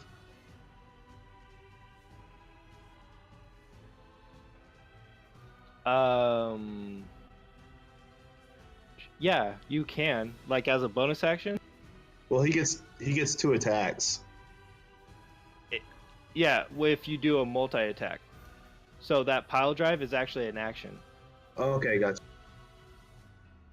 So like when you make the attack action, you could do you could use one of them, 2 as unarmed strikes, or one of those as a grapple. Get what I mean? Yeah. So it says Battle makes 2 unarmed attacks. 1 attack may be a grapple. So I can make a bonus action unarmed strike. Yeah, I'll allow that one. Okay. Oh, he's gonna. So he's prone now. Mm-hmm. So he gets advantage on the attack roll. Yeah. Well, he's not knocked prone. Oh, okay. I thought you said he was prone. Sorry. No, he made the set. He fell back and he's getting back up, so he's still considered grappled, but he's not prone. That is a natural 20 on the attack roll. Ooh. Not too exciting. It's only it's d6 of fucking damage. So 2 plus 2 is 4, 5, 6 total. A big chunk of damage on these guys.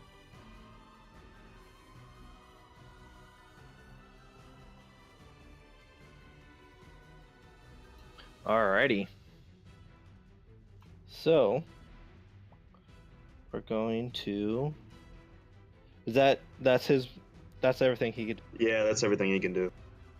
Okay. Rago.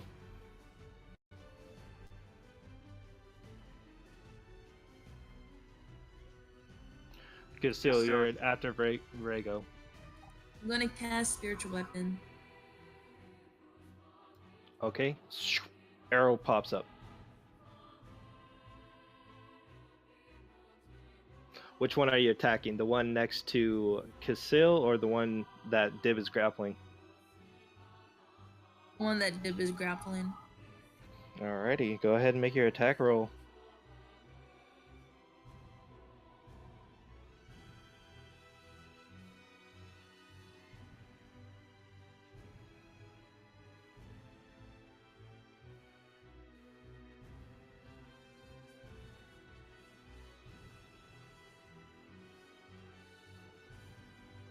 That is a 17. Alright, that hits. Go ahead, roll for damage.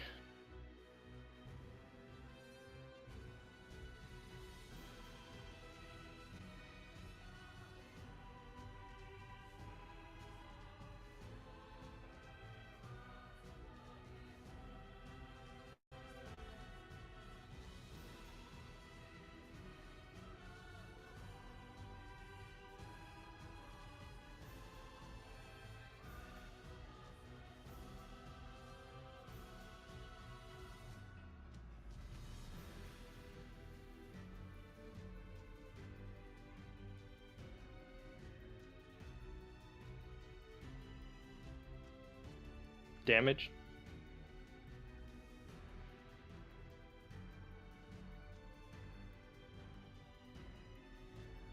That would be 10.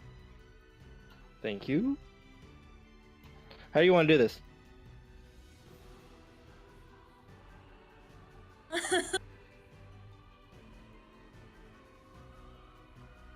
It's gonna be a bunch of arrows, so it's like one single arrow, but then they branches off into like multiple, and they kind of just stick around like acupuncture needles.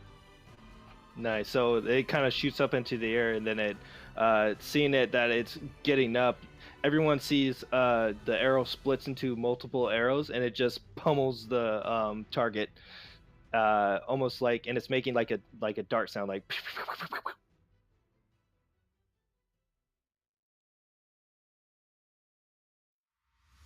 Alrighty. Good. Congratulations. Next up is the one next to him. He turns and looks and goes, brother. And then he makes an attack on Rhaego.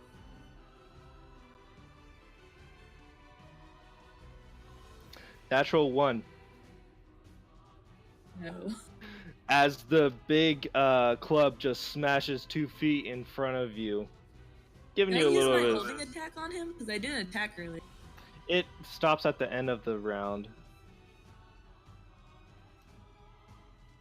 Sadly, no, you can't. It's weird. You already said end turn. I'm sorry.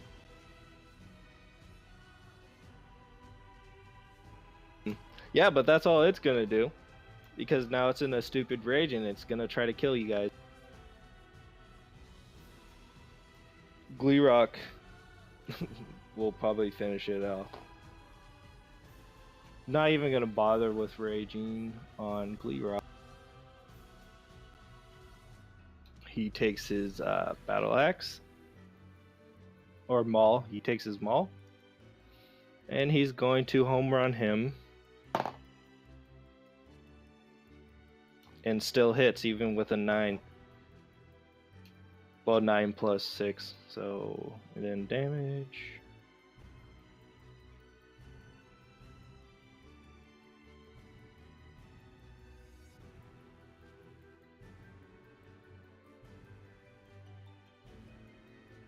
So 10 damage total, and oh wow. It's still alive as the maul comes swinging, and you hear the sound of his chest indents and caves in, and you hear the sound coming from almost knocking the wind out of him. It's still holding on. Alrighty, top of the round. Farron. Do I get a turn? No, because I hate you. Oh, okay. It's okay. No, go ahead. It's No, my no, turn. no. No, go ahead, Kasil. I'm sorry. It's his turn to me. How is he looking? How's the other guy looking? Not too good. Like, you could probably punch him. I rather spit on him, he'll die. Mm-hmm. Alright, well, I'm gonna take my spiritual weapon, and actually, just more, yeah, spiritual weapon, and I'm just gonna try to hit him in the back of the head, just kind of clonk him, and see if he dies. Yep, go ahead.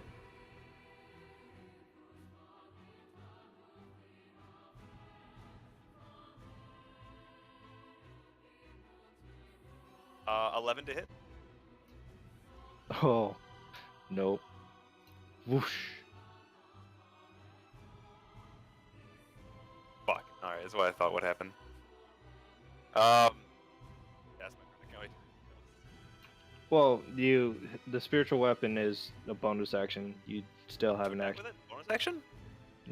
Yeah, it's a bonus action to it. See, Oh, she fucking sweet. with her, oh, it is she- totally bonus action. she summoned it, right? And technically, since it was a spell cast, you shouldn't be able to do another action. I'll have to look into that, but I could be wrong. But she did say it was end of her turn, before she could attack again. So yeah, go ahead and do what you need to do. cool. I will take my mace, kind of run and kind of jump and hit it in the spine because I'm pretty taller than me, so I'm just gonna fucking just try to break its back. All right, go ahead and roll. Oh, much better. 11 on dice, with a +4 to hit, so 15. That will do it. How you want to do this? Because it only Hey. had 1 hit point. All right, cool. Yeah, I'm just gonna just break its back with the mace and try to watch it like just crumble and just die.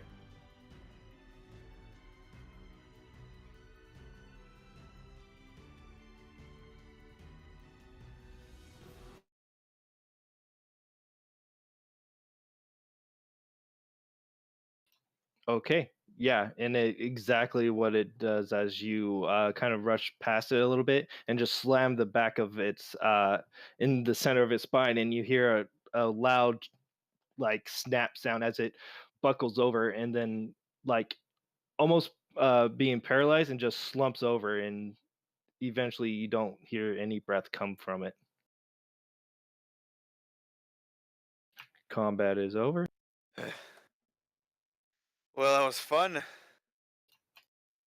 Anybody besides me hurt? I think it's just you. Sadakoi is just talking to his mirror images. Oh no, Dib. How's Dib doing? Oh, yeah, Dib, how was Dib Dib could got hit? definitely use some healing. I'm gonna walk my way over to Dib. Alright, man. Up here. I'm gonna try to like pat him on the shoulder. You did good. I'm gonna cast just cure wounds on him. Okay, Dib is kind of like he let go of the arm, and he's kind of just laying in the hot sand. And as you place the cure wounds on him, he goes, "Thank you."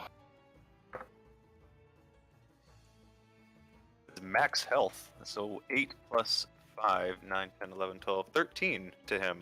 Perfect. Plus 2, 14, 15 actually, because I took that class. So 15 health. He's back at full. Nice. Sadakoi turns to his one of his clones and he says, "Was that giant pointing at you or at me or at him?" And the other clone's like, "I think he was pointing at you, but I'm you. But you're me." And I just do that for the entire rest of the minute that the spell lasts until they disappear. Yeah. As you enjoyed the minute of, well, like 45 seconds of Sadakoi arguing with himself, you guys hear the sound of them disappearing in a little puff of smoke.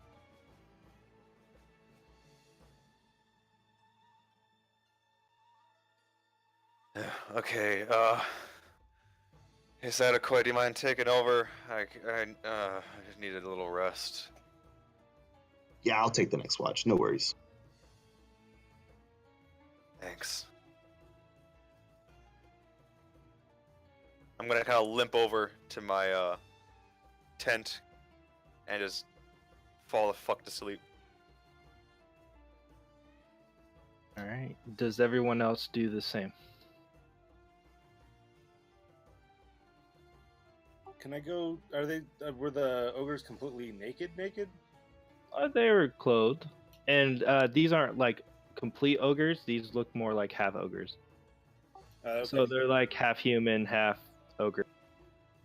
Oh, okay. Can I search them to see if they have anything on them? Go for it. Would that be investigation or perception? Yep. Investigation.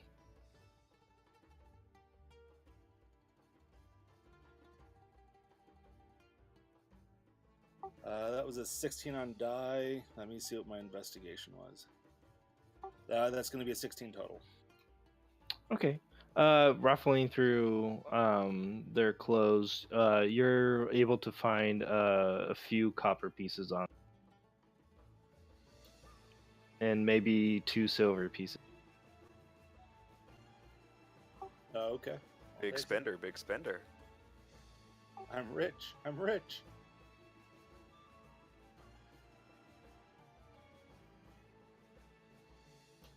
All right.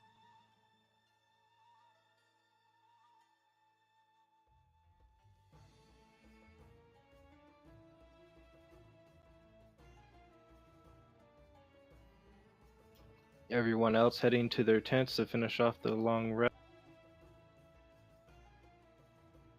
Yes. Yeah, I'm gonna head back after I've searched them. Okay. Gleerock heads to his tent and too. You hear the loud Steel, you hear the loud sound of Casil snoring. Most likely a well-deserved rest. But eventually what are you doing during this time?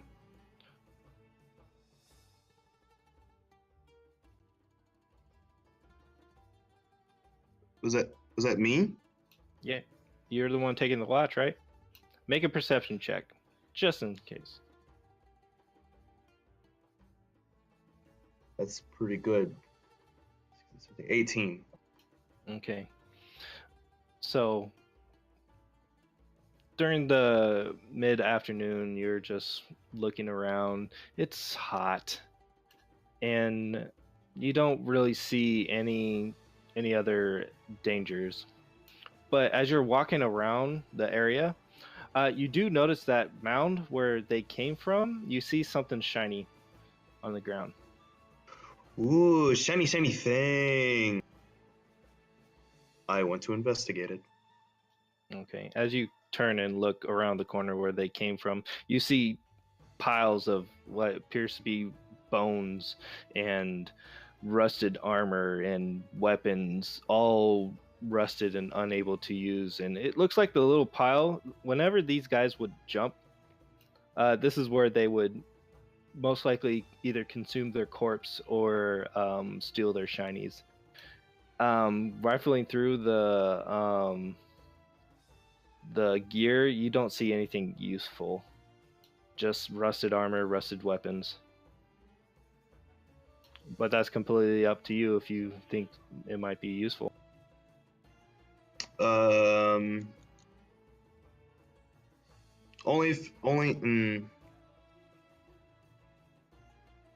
So it's just bones and shit they stole from other people? Yeah. Any... Jesus, what did they steal from people? So there's no shinies in the pile? Like no like gold or necklaces or anything like that? There is actually make an investigation.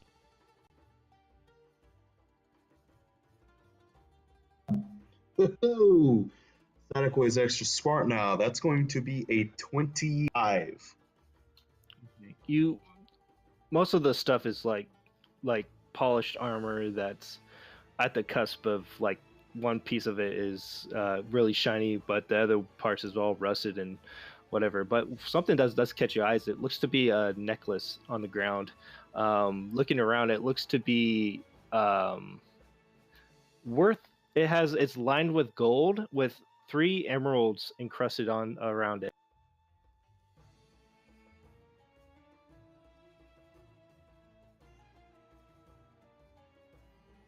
Might fetch a price with the right, good price at the right buy. I put it in my pocket. Dib is with me. Yeah. I point to all the crap and I say, any of the stuff you want to wear or use? It's up to No. you. Yeah, I wouldn't blame you. All right, let's finish our patrol. You guys continue on for a couple more hours, and eventually the sun sets. You go ahead and wake up everyone. Yeah, I make my rounds waking up everyone, and at the same time, not at the same time, obviously, but after I finish that, I go to where we have our Boko's corralled, and I feed and water them. All right. They're very happy to get that, receive that. And I'm extra nice to Tick. It's a little bit hesitant, but as you're showing a little bit of affection to it, it eventually nuzzles up to you. I whisper, "You're the fastest bird." It whistles.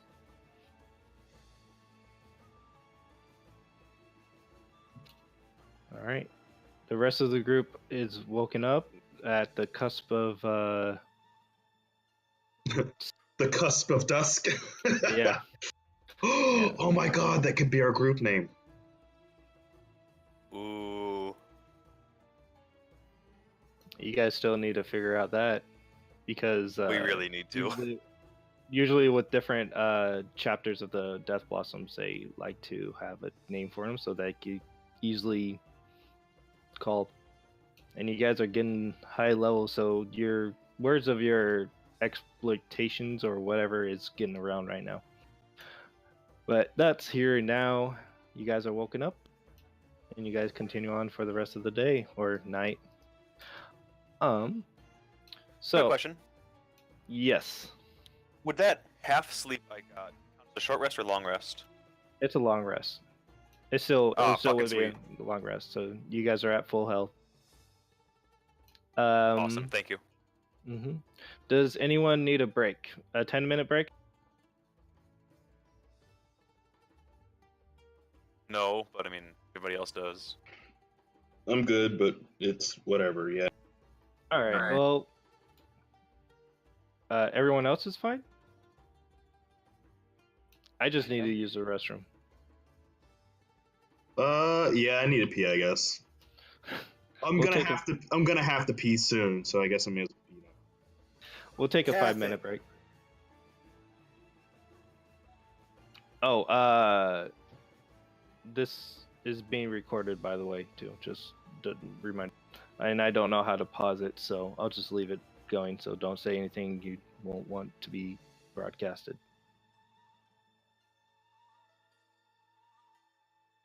Be back in 5. I have information that will lead to Hillary Clinton's arrest.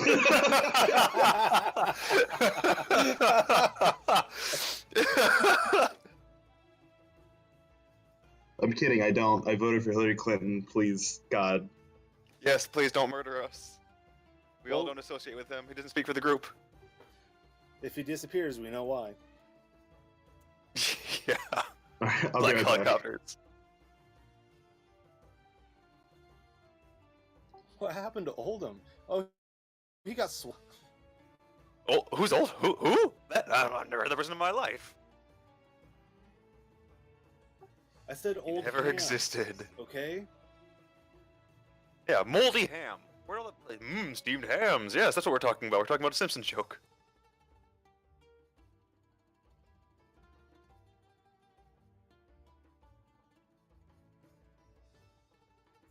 How you doing, man? Doing all right. How are you? I'm surviving, man. I just got back from the Philippines. It's pretty nice. Very nice. How many wives? I came back with. I don't think I should say how many you came back with, but it's between a number of 1 and 0. Do you have a total between 0 and 2 now? Yes.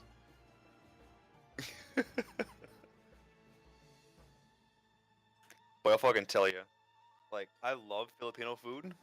It's delicious, but after like 2 weeks of it, it gets really kind of tired because it's just all oil and grease. That's all it is. Yeah, I remember when I was in Great Lakes in A school, I had a friend who he had only been in America for a year or two, I think, and he took us to this very traditional Filipino restaurant that the pork still actually had the hair on it. Really? Yeah, that was was an interesting experience. I definitely had some street food I should not have had, but I mean I didn't die, so what doesn't kill you makes you stronger, right? It may or may not have been meat. At least it wasn't dog, I think. I was told that if you eat dog, your whole body kind of warms up a little bit, like you start feeling flushed and warm. So let's say you know you're eating dog. I don't know if that's true or not, but I mean I didn't feel that, so hopefully it's not dog. I've never heard that. It's kind of interesting. I don't know. I don't know if it's true or not, but I mean, take it with a grain of salt. You know what I mean? Yeah, it's true. I guess like the street vendors in China, if they give you something that is really, really cheap and they say it's meat, it's not meat. What is it then if it's not meat? No one really knows. Oh God! Fucking Chinese government buys fake meat. And I guess people counterfeit eggs over there too. How the fuck do you counterfeit an egg? I have no idea. I guess the shell is supposed to be something like plaster or something, and then I don't know what they put in the middle, but they look like real eggs, but they're not. Have you had century egg? No, I've been too afraid to try it. It's good. I actually like it. Yeah, it's the black one, right? Yeah, like the black and green kind of. It looks rotten, but it's not rotten. Okay, if I come across one, then I'm gonna have to give it a shot. Should totally do it, man. Also, balut, which is like the Filipino, like the fertilized egg, is not horrible tasting, but I wouldn't eat it again. It's the duck. Yeah, it's like the embryo duck or whatever. Yeah. Yeah, I'm not brave enough to try that.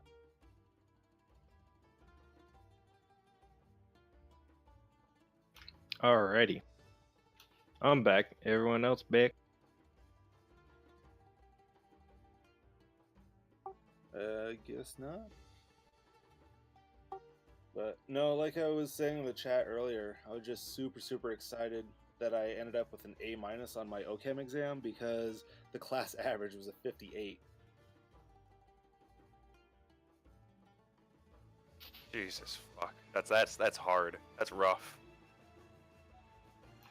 But I Yeah. find it hilarious that I missed all of the easy questions and only got the hard questions right. Man, my fucking classes start soon also. I don't want to start college again. College is dumb. Don't go to college. For all our listeners out there, don't do it. College is a fucking scam. Do drugs instead.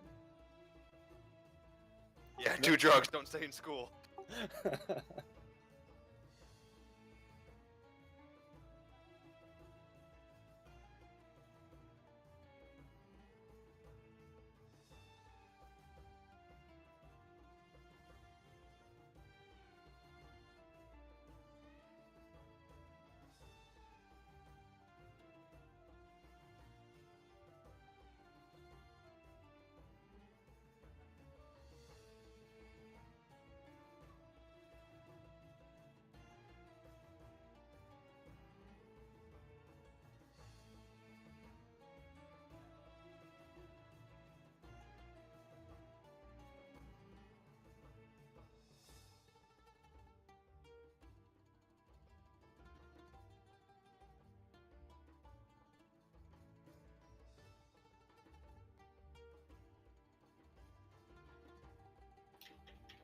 Okay. So, you guys are traveling through the dark, and we will start off with another random encounter, unless any of you guys want to talk or whatever. I'm just still kind of nursing my wounds, my soreness. Your vaginosis, we got it. Yep. Oh, so painting a picture, you guys are on top of these giant birds called bocos, and Are they yellow? yeah, some of them are different colors. Can I call this travel, or at least a portion of it, for the purposes of warlock things? Call what? A short rest? Yeah, for the purposes of warlock stuff. Sure.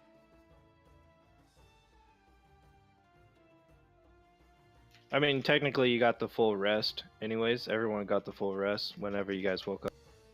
So your spells and everything is good to go. Unless you plan on doing something trickery. Me? Nah.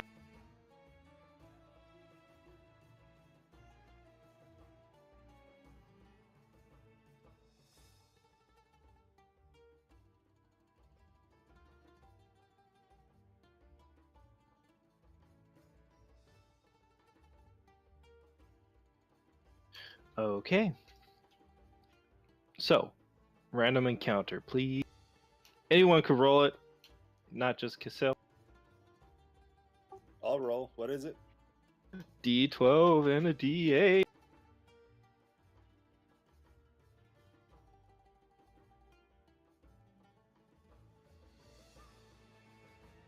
12 and an 8 together, added together. Hi. Divide by 0. We have a problem, guys. Oh. My What dice happened? blew up. Oh No, no. It's a 12. That could be really good. You never know. Hold on, wait, no, I miscounted. Sorry, 14. Wow.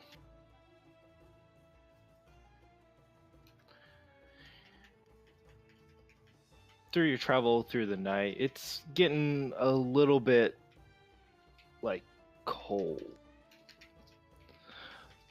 As you guys decided to travel during the night. So up in front would be Gleerock and who else? Casil? Me. Yep. Alrighty. Casil, you need to make a perception check. My best thing. Well, as I say this, I'm gonna get a fucking 1. Let's do it. Actually, you don't need to. Never mind.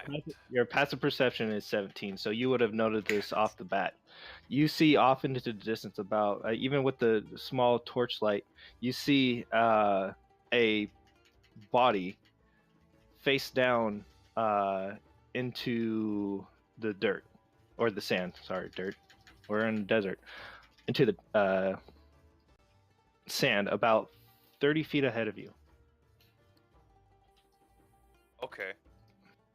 Is it just staying there, not moving? Does it look like it's torn up? Is there red sand around it? Well, I mean, it's dark. I can't see that shit. But is it moving at all? As you're getting closer and closer to the body itself, you can see short breaths every so often. I'm gonna take a look around, see if I see anybody like hiding and waiting for us to ambush us. Yeah, it's basically flat sand around this area. No hills, nothing. All right, bet. I'm gonna scream out, "Hey, if you can hear me, raise your hand." I raise my hand. Thank you. As you tell everyone to stop, you see a weak hand kind of lifts up from the sand but drops immediately. All right. There's a guy hurt over there. I'm gonna go and see what's up. Anybody want to come with me? I'll go. And I'm gonna book it over to him. This is my job to help people. Sadako is just going to wait in the back and kind of take a, I don't want to say point guard, but, you know, head on a swivel kind of thing. Mm-hmm. Alrighty. Can As I, you get DM question, DM answer. can I, like,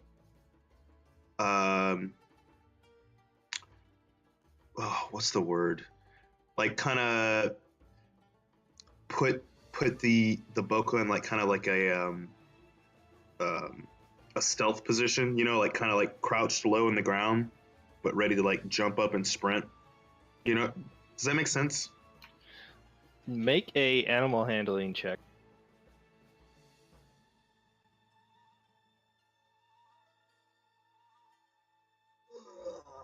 14.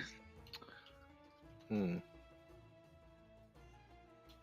I'm gonna say, you kind of, since you've been riding the creature for a couple of days now, you're able to, you've been messing around in the back, so you're able to kind of have it down in one of the chicken positions before you could make it spring, but it's at the point where it's still unsure on what you're asking it, so it kind of like stumpily tries to do it, but eventually gets to that position.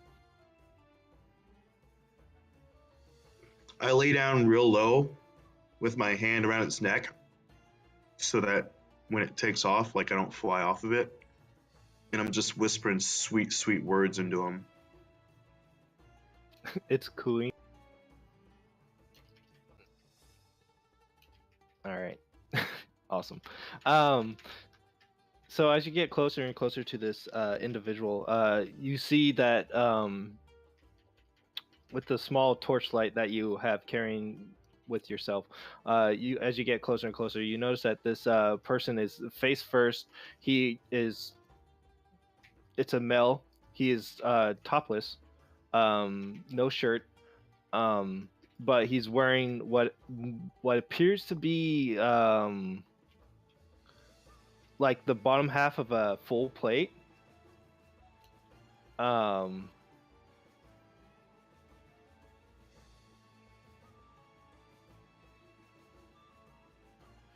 uh, and his face is in the dirt. He has a bunch of scars all across his body, like slash marks and everything like that. Tan skin. Are they in the shape of an American flag? No. All right, I'm gonna walk up to him.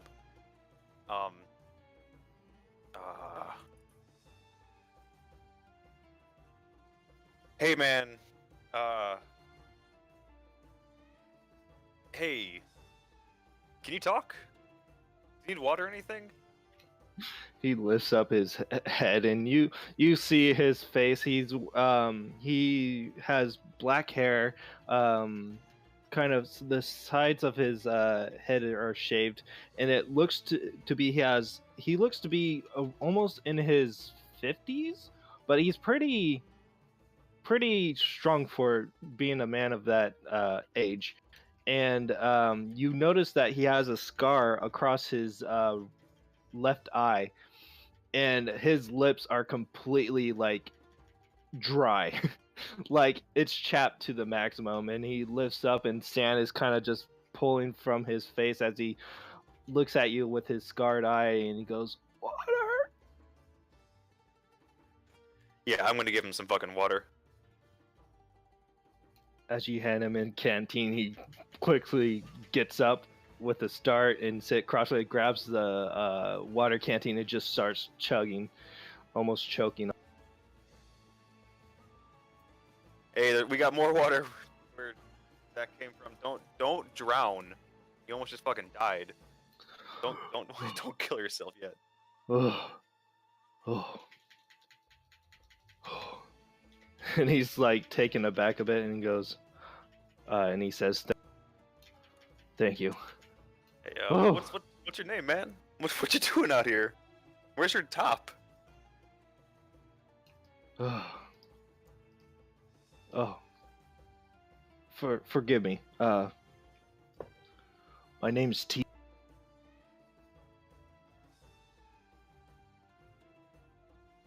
And I had a issue with a portal.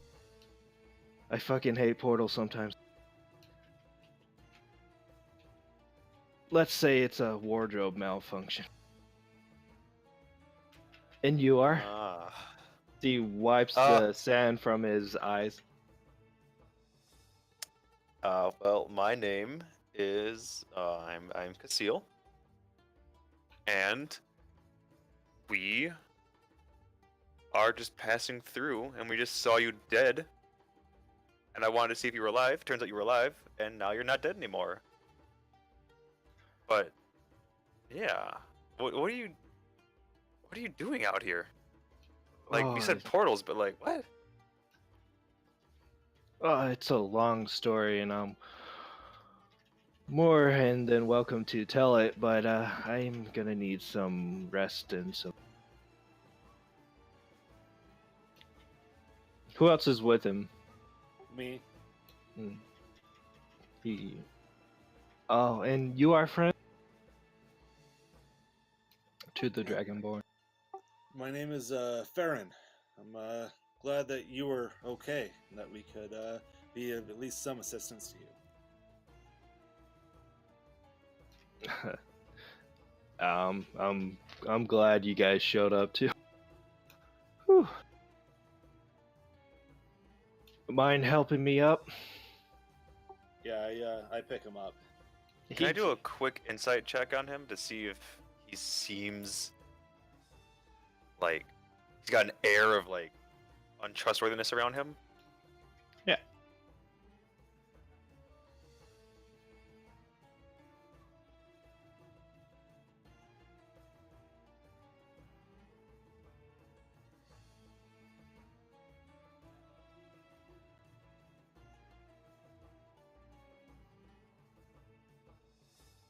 Maybe.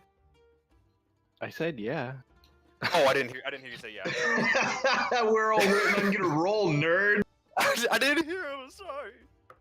We're all waiting on you. Natural one. I love him. Yeah, you deserve that. Yeah, I do. Yeah. He looks very trustworthy. Like to the point where you like long lost friends. You said your name was Tejan? Yes. And as Farron helps him up on his shoulder, on his shoulder, Farron, you could feel this. It feels like he's like weak. Like he's been out here for quite a bit, and he's like very dehydrated and malnourished. Also, what you notice on him too, other than the scars, is that he has a raven tattoo on his right shoulder. It's almost like it goes from the pectoral to his shoulder. Say, Tejan, I like that name, and I kind of like. You seem pretty cool. Come over here and meet the rest of the people. I'm gonna introduce you to these guys. Oh yeah. And he turns to the Dragonborn. He goes, "I'm sorry, you're gonna probably have to drag me most of the way. I could barely move." No, like I just pick him up on my shoulders and just walk over. Okay. A fireman carry. Basically. Got it. You guys head towards the group. And as we're walking over, I reach into my pouch and I like put my arm behind me and give him some food. He snatches that up pretty quickly. And you could feel kind of the crumbs run down your back as you hear like nom nom nom nom.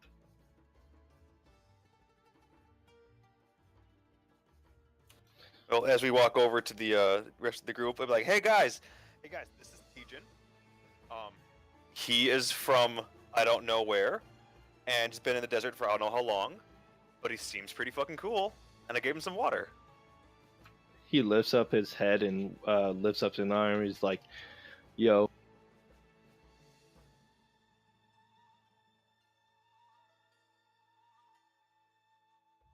He's also got this really cool raven tattoo. I always wanted a tattoo, so he's kind of jealous of him, but he looks pretty neat. Sadako, you like raven stuff? Maybe you guys are like friends. Yeah. I haven't approached the group. I'm still off in the behind y'all, like 20. Oh, are you still that far away? And okay. With that stealth check, you don't know where he's at? Well, I still would say that out loud, actually, just like not knowing or thinking he's around here somewhere. But yeah, guys, here's Tejan. Introduce yourself. Hi.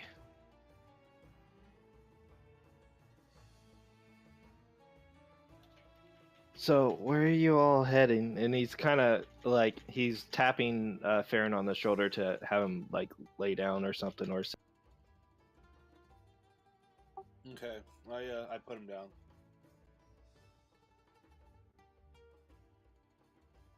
That's a really good question. I forgot. Where are we heading again?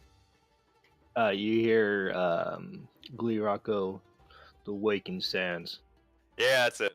We're going to the Waking Sands because I actually probably shouldn't tell you why, but yeah, we're going there. Where are you heading to? Well, what do you know? I need to meet up with someone over there too.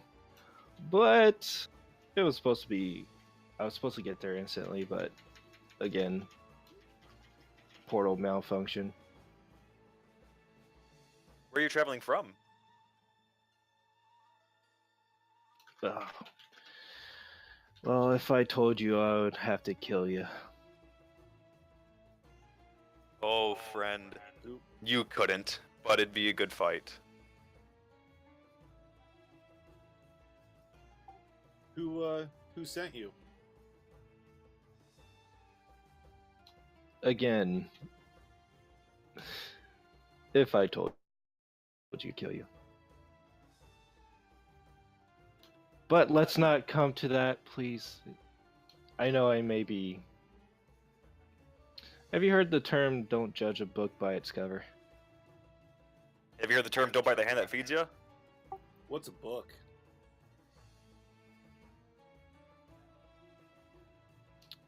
Well, I wouldn't bite the hand that fed me, but sometimes there's stuff that I shouldn't give out.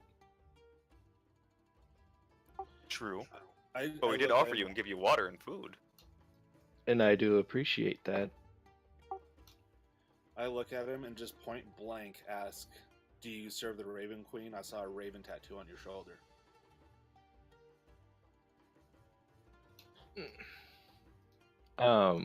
Why, yes, that's my patron.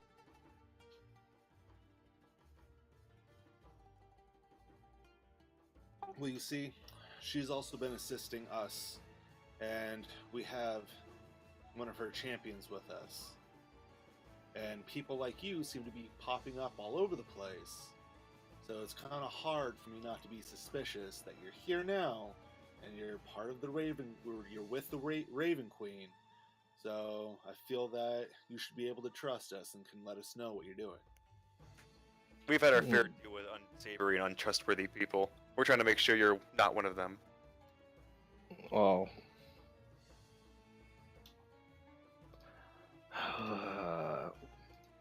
Okay. That's fair. I'll give you a little something. I used to be a guard of the High Priestess. But that was, what, 35 years ago?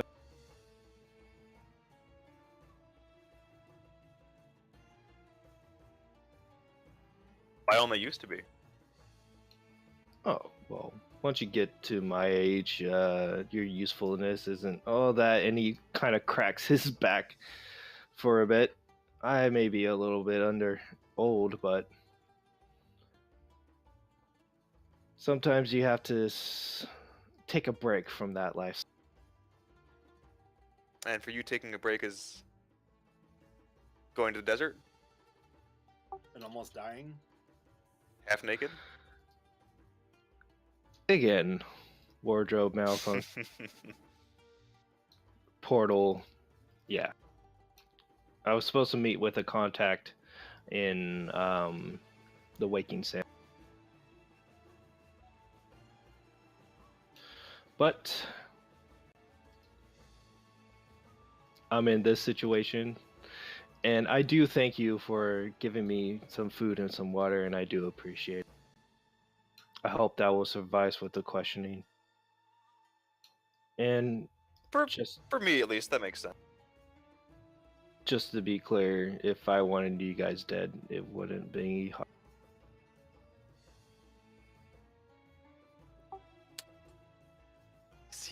you keep bringing that up, and I keep saying it'd be a good fight. Well, I don't know. But we're all friends here. No one here is hurting anybody tonight. Make Is we- a Cool. dexterity saving throw. As you see a flash of red come from his eyes. All right, let's fucking do it, boys. Just him or me too? Oh, that was a No, just that's a Casil. D12. That's not D20. Oh, that's gonna be a plus 1, 14. Yeah. No. You see dark tendrils kind of erupt from your from the ground below you and kind of lock you into place. You take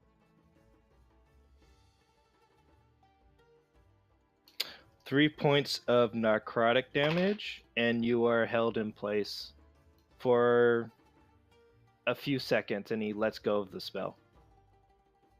Ooh. Ooh, I like you.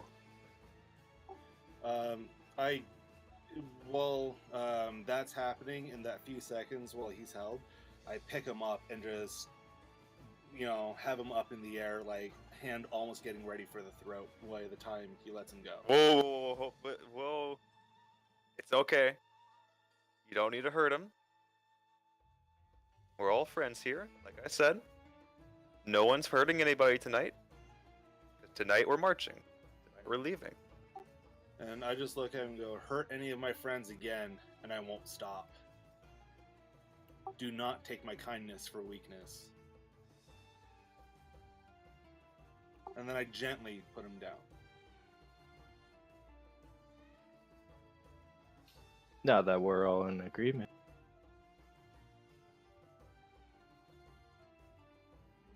Hey, Rego. Come say hi. Next! Jesus, okay.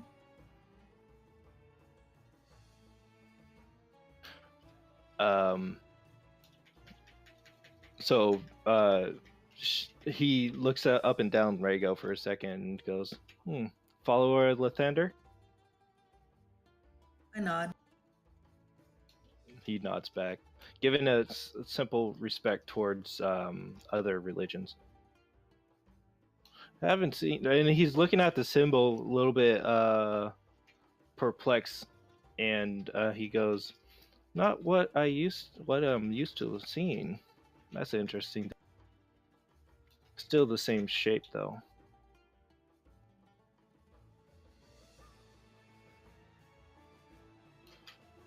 All right. Nice to meet you. At least there are some nice individuals.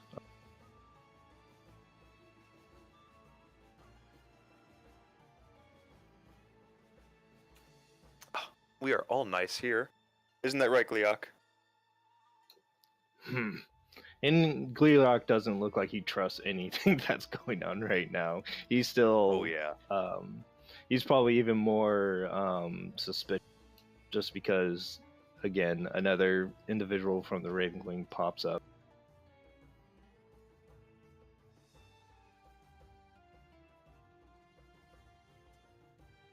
Has anybody seen Sadakori? Did he do his little poof into smoke trick again and just disappear? I kind of just yell out of the night, hey Sadakori, you still here?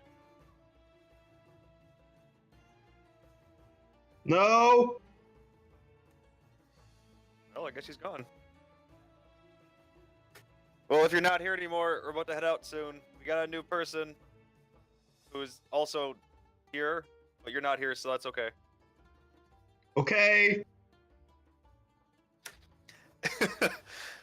I'll have him actually ride with me on my chocobo. Or my, oh, oops! I said the word. Oh my God, my boko. And, start riding again.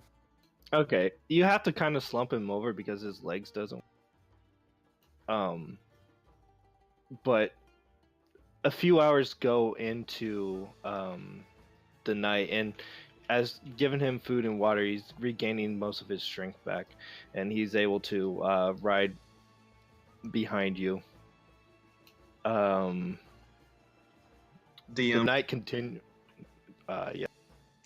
After Sadakoi sees the exchange throughout that night of him casting the freaking spell, before he signaled Tick to kind of rush towards the camp and Tijin put him down, Sadakoi is going to use his glamour weave and put on or change his headband to that mask that we talked about, the short beaked with the goggles kind of thing. Okay. Perfect. Everyone else sees this. Doesn't see the mask change, but Sadakoi pops out with this mask around his head or face or whatever. Yeah, basically the description of what he's. And yeah, you guys continue on through the night, and eventually day breaks. I'm getting pretty tired, guys. You want to set up camp around here?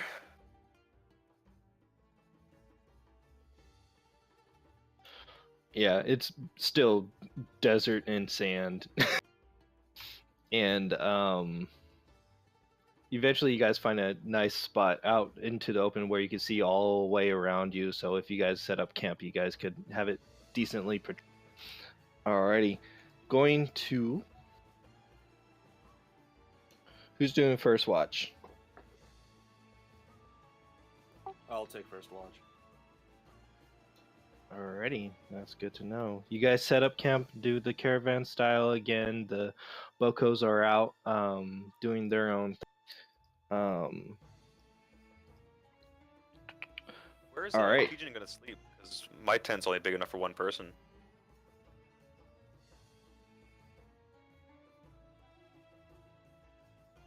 I mean, If Pigeon even wants to sleep. Pigeon, do you want to sleep? Like, we're going to bed. I need sleep. We bought like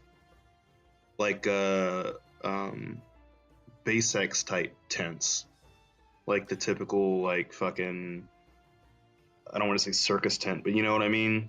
Yeah. Like a big teepee kind of thing. Kinda, yeah. Okay, yeah, Yep. I get that. I'm gonna say one of them is big enough for 2 people, and he's going to. Yeah. He'll share a tent with you, Kasil. Yeah, Oh joy. we'll go with that. And he's snoring loudly as he tries to sleep off this exhaustion. Do. Fair. Your first watch. It's hot.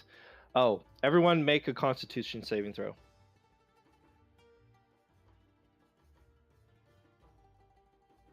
Advantage still. Yep. Yeah, I need to know if it's advantage also. Yes, it is advantage. Natural 20. Pass. Advantage for all of us or just them? All of you. Ooh. 22 total. Okay. So, Brago, you unfortunately, the heat is just getting to you. You're trying to sleep. It is unbearable at this point. So you will take a point of exhaustion.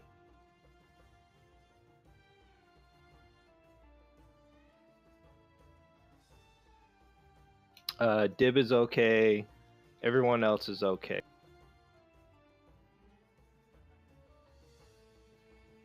All right, Farron, you are going around doing your patrol.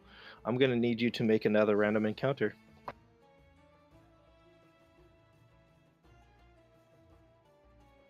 It was a D8 and a D12, right?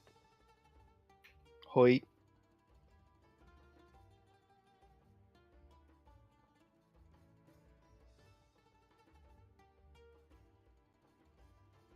Trying to figure out if this is a 6 or a 9. Okay, that's a 9. 6, 9 plus 7, so 16.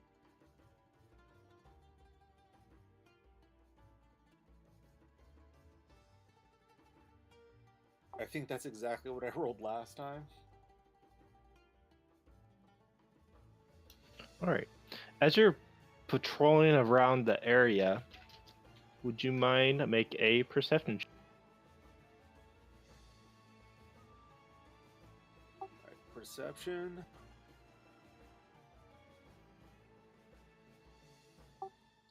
That is... Where's my perception? 18 total. Perfect. 18 total. As you're making your rounds, your first hour is kind of boring, and then your second hour you decide to go the opposite way, and you find a pile of humanoid bones wrapped in rotten cloth.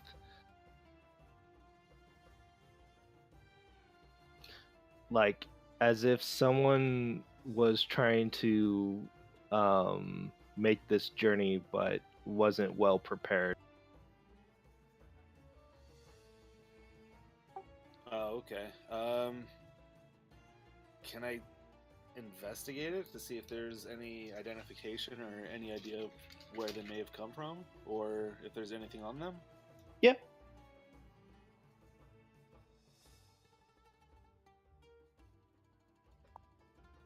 My dice just rolled off my desk. Give me a second to find it. Yeah. That is a nat 20. I just re-rolled, I promise. And it was a nat 20. Oh, no, I believe you. We're all friends here. So, with that, Yeah, the last guy that said that was Wilmo. here's a dagger to the face. Oh man, great times. So what you find, you kind of like unravel the dirty cloth, and it looks to be the same garb as what the individuals had whenever they were heading back towards Elaine. Arabic in nature and all this other good stuff, kind of like Aladdin and all that good stuff. When you unravel it, you do see a small little pouch. Looks to be a little bit wear and tear from the sand, and you see about it has on it about 5 gold pieces, 20 silver, and 30 copper.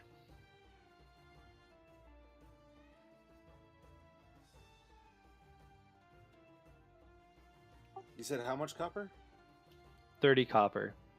And I'm going to say with that investigation, you could have seen that this person probably was a female, maybe in her late 20s. How you know, you just looking at the bone structure and the garb itself.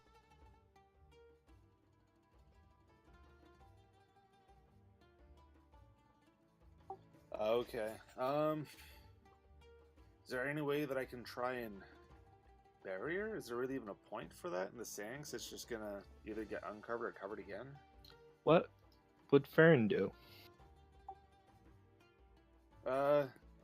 He would pay his respects and kind of like bow his head and hope that she went on to whatever afterlife she believed in. And then would, I guess, just turn around and leave. Okay. Good. Fuck it. Go ahead and give yourself an inspiration. Okay, cool. Remember, in this game, inspiration can be stacked. It can? Ooh, Yeah. So you got to keep tabs on your inspiration. Got it. Alrighty. Eventually, your watch is over. Who's next?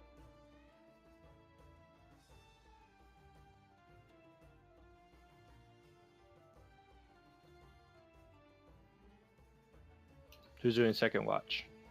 Rhaego, can you get this one? I had it last night. Yeah, I got it. Okay.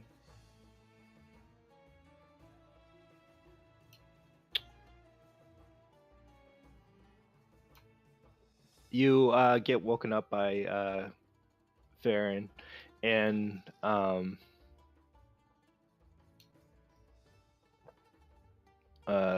you rustled up towards the out of your tent, and you feel it feels like you've got rest, but you just didn't get rested, so you feel so tired. Your sweat is like almost streaming down your face as it's just unbearably hot as you decide to do your track. Give me 1 second. Since you have that condition, Isn't it disadvantage on ability check? yep, you have disadvantage on ability checks. Okay. And you're just kind of looking around. Go ahead and make a perception check.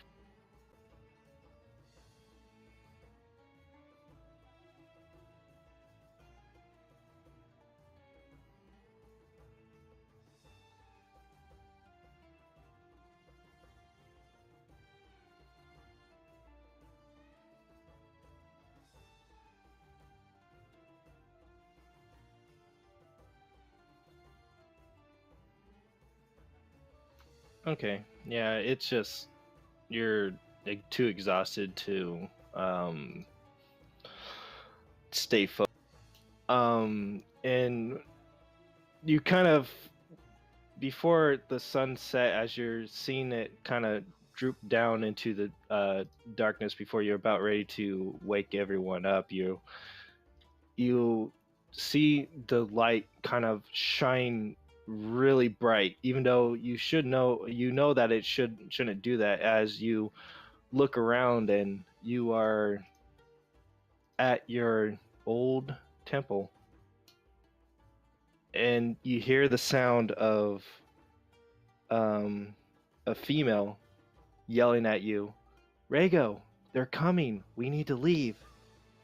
And then you kind of get woken awake for a second, almost like you saw daydreaming in a sense.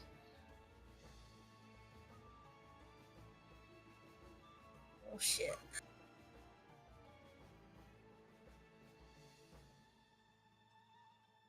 This is right before everyone starts waking up, right? Yeah. I'm gonna start. I'm guessing because of this disorientation, I'm probably gonna start, in a way, running away from the camp slightly before I. Yeah. Yeah, you kind of looking into the sun, you kind of turn and rush for a split second, and then after a few about 10 feet, you stop and like, wait a minute. And you hear rustling coming from the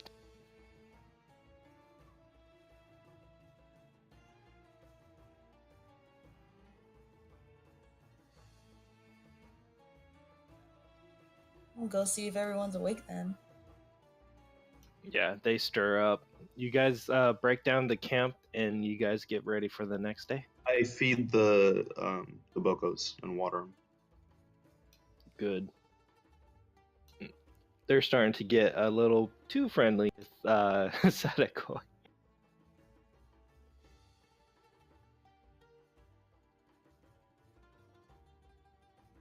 But they're all fed and watered properly, and you guys continue on your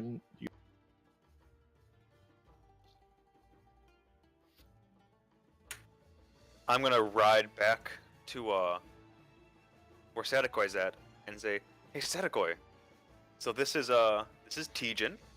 We found him in the desert yesterday, and he's got a cool raven tattoo. You want to see it?" Casil, why are you showing that raven tattoo? It's just a tattoo. Pretty cool. I'm surprised you're more interested with the tattoo than the scars all up on my body. Anyway, and he We all have kind of scars, yeah. he shows the tattoo to Sadakoi. Don't even look. With my mask on, I just keep facing ahead. Oh, okay. I thought that'd be kind of cool. I don't know. Anything weird happening back here? I give a slight shake to my head, indicating no. All right. I'm heading up front again then. And I just right up front. I asked Lerock to look at the map. Can I read maps? Like, can I discern maps? Yeah, you know how to read map. You just can't Do I, read the though? words on them. Okay. I want to ask Lerock how close we are to the Waking Sands. He looks at the a map and says, we only been here out 3 days. Oh, we still have quite a few days to go.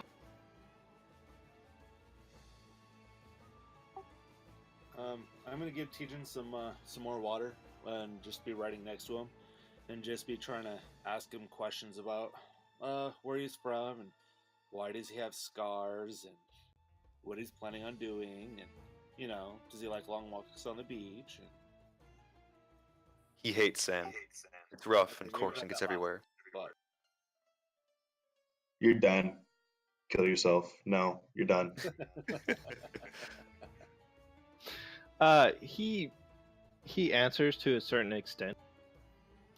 Like he points at a couple of scars on him. He says, "Battle with a dragon."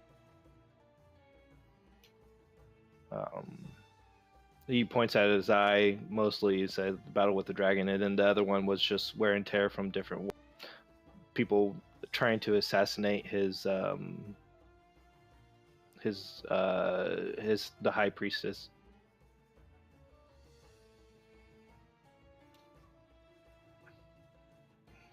But he doesn't delve too much into the details. He just pretty much is just simple. This is what happened.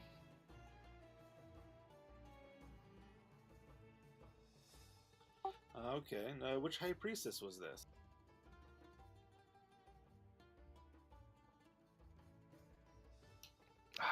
And he thinks for a second. I believe it's High Priestess Love. That was her name.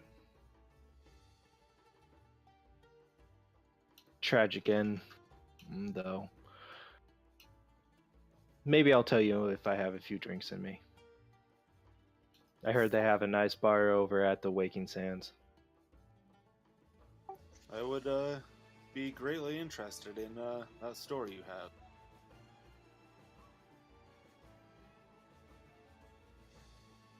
Since he's on my back, I'm gonna ask him where he's from. Like, where are you actually from? Like, where were you at? They had to get portaled over here. Like, yeah. Oh, portals are usually the fastest way to travel. Currently I reside in... Let me pop up my map so I can see. I have currently I have a place in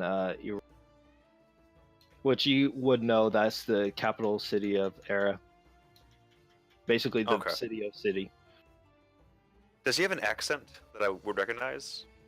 I knew. But no. Like he does his accent, his euphemisms are different, but it's nothing different than what you've noticed from, let's say, Sadakoi or Farron. In fact, it's mostly he has the same aneurysm almost with Farron than he does with Sadakoi. So it's just another weirdo in the group, basically. Yes.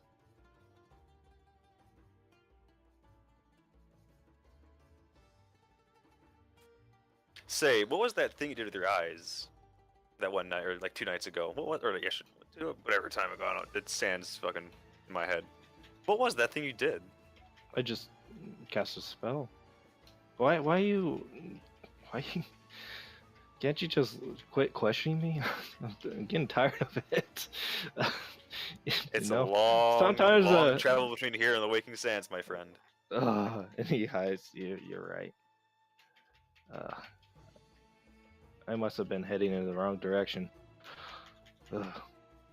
When I had the issue, if I would have had my gear with me, I would have been already over there drinking some beholder wine. Say, is your gear over there, do you think, or is it just destroyed? Let's hope not. But knowing the city itself, the riffraff's probably already taken it if it got teleported to the spot I wanted it to. Oh, But those then again, rapscallion. I got pushed in by my sister quickly, so I couldn't finish the incantation.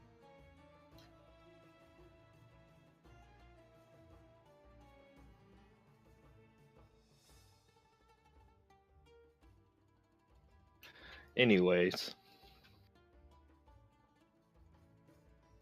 Got any questions for us? We're here. We're here together, baby, for the next while. So, get cozy. all right. And he goes, "No, I don't have any questions. Your friend over there, is he normally like that?" Pointing Oh. at Sadakoi. Oh yeah, he's a weird one. He's a little strange, but You have no idea. he's good. He's a really good friend and a really good fighter. Did you But- make your checks, Sadakoi? It is a new day. Yeah, no change. Got it. He's an interesting guy. I won't talk about his past without his consent, but he's had a life so far. Haven't we all?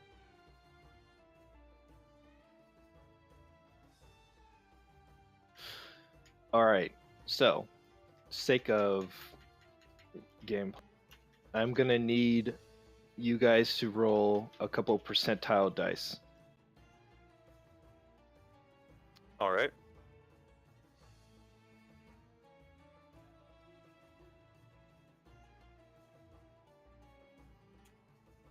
I got my pair of percentile dice. Alright, so go ahead and roll. Anyone else? I need at least 3. I got it. I can do it. Alright, Just the percentile dice, or yep. So go ahead and roll Cassell. 24.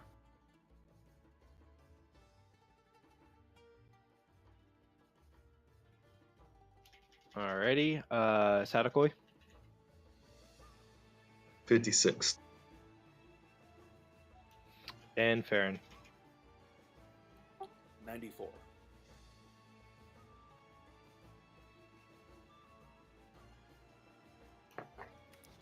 I would like it to be known that my dice rolled up as 420. Also, it was the order it came in, so place it. God damn it. Oh my god. Oh, So apparently Snoop Dogg's coming to Salt Lake City tomorrow. that's cool. Okay, Nice. so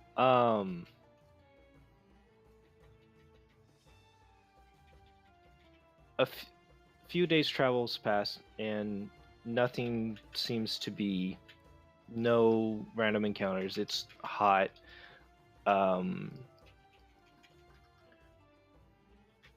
Yeah, go ahead and you guys make your checks as the day passed. Check for Constitution saving throws.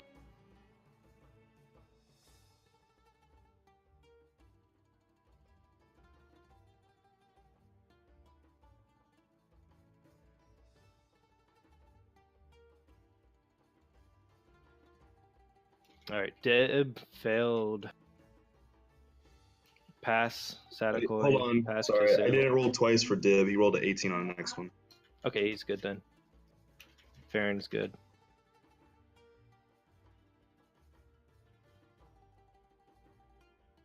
Wait, what are we rolling? I wasn't paying attention. Constitution saving throw.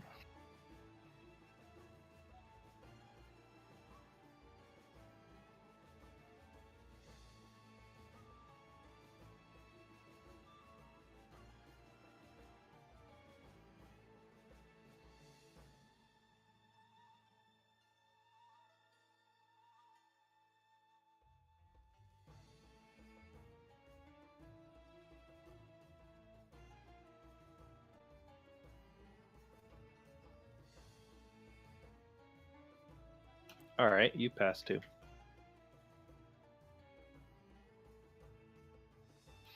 Okay.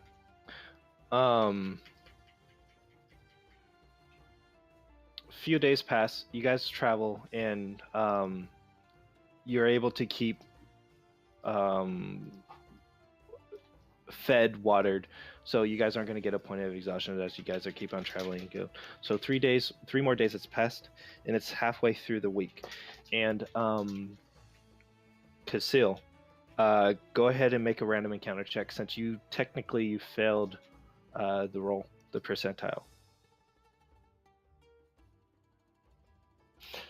So D8, D12. 4.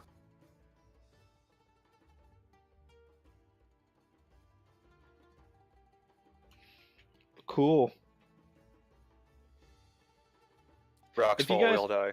If you guys don't know how a bell curve works, usually the lower number are the worst, and also the very high are worse. So low numbers and high numbers are bad. Middle numbers Nice. are average. Just telling you how a bell curve works. So yeah, this is gonna be interesting. You guys travel on the 6th day of travel. During the night. Actually, I'm gonna say it was during the day. So during one of your watches, Casil, go ahead and make a perception check.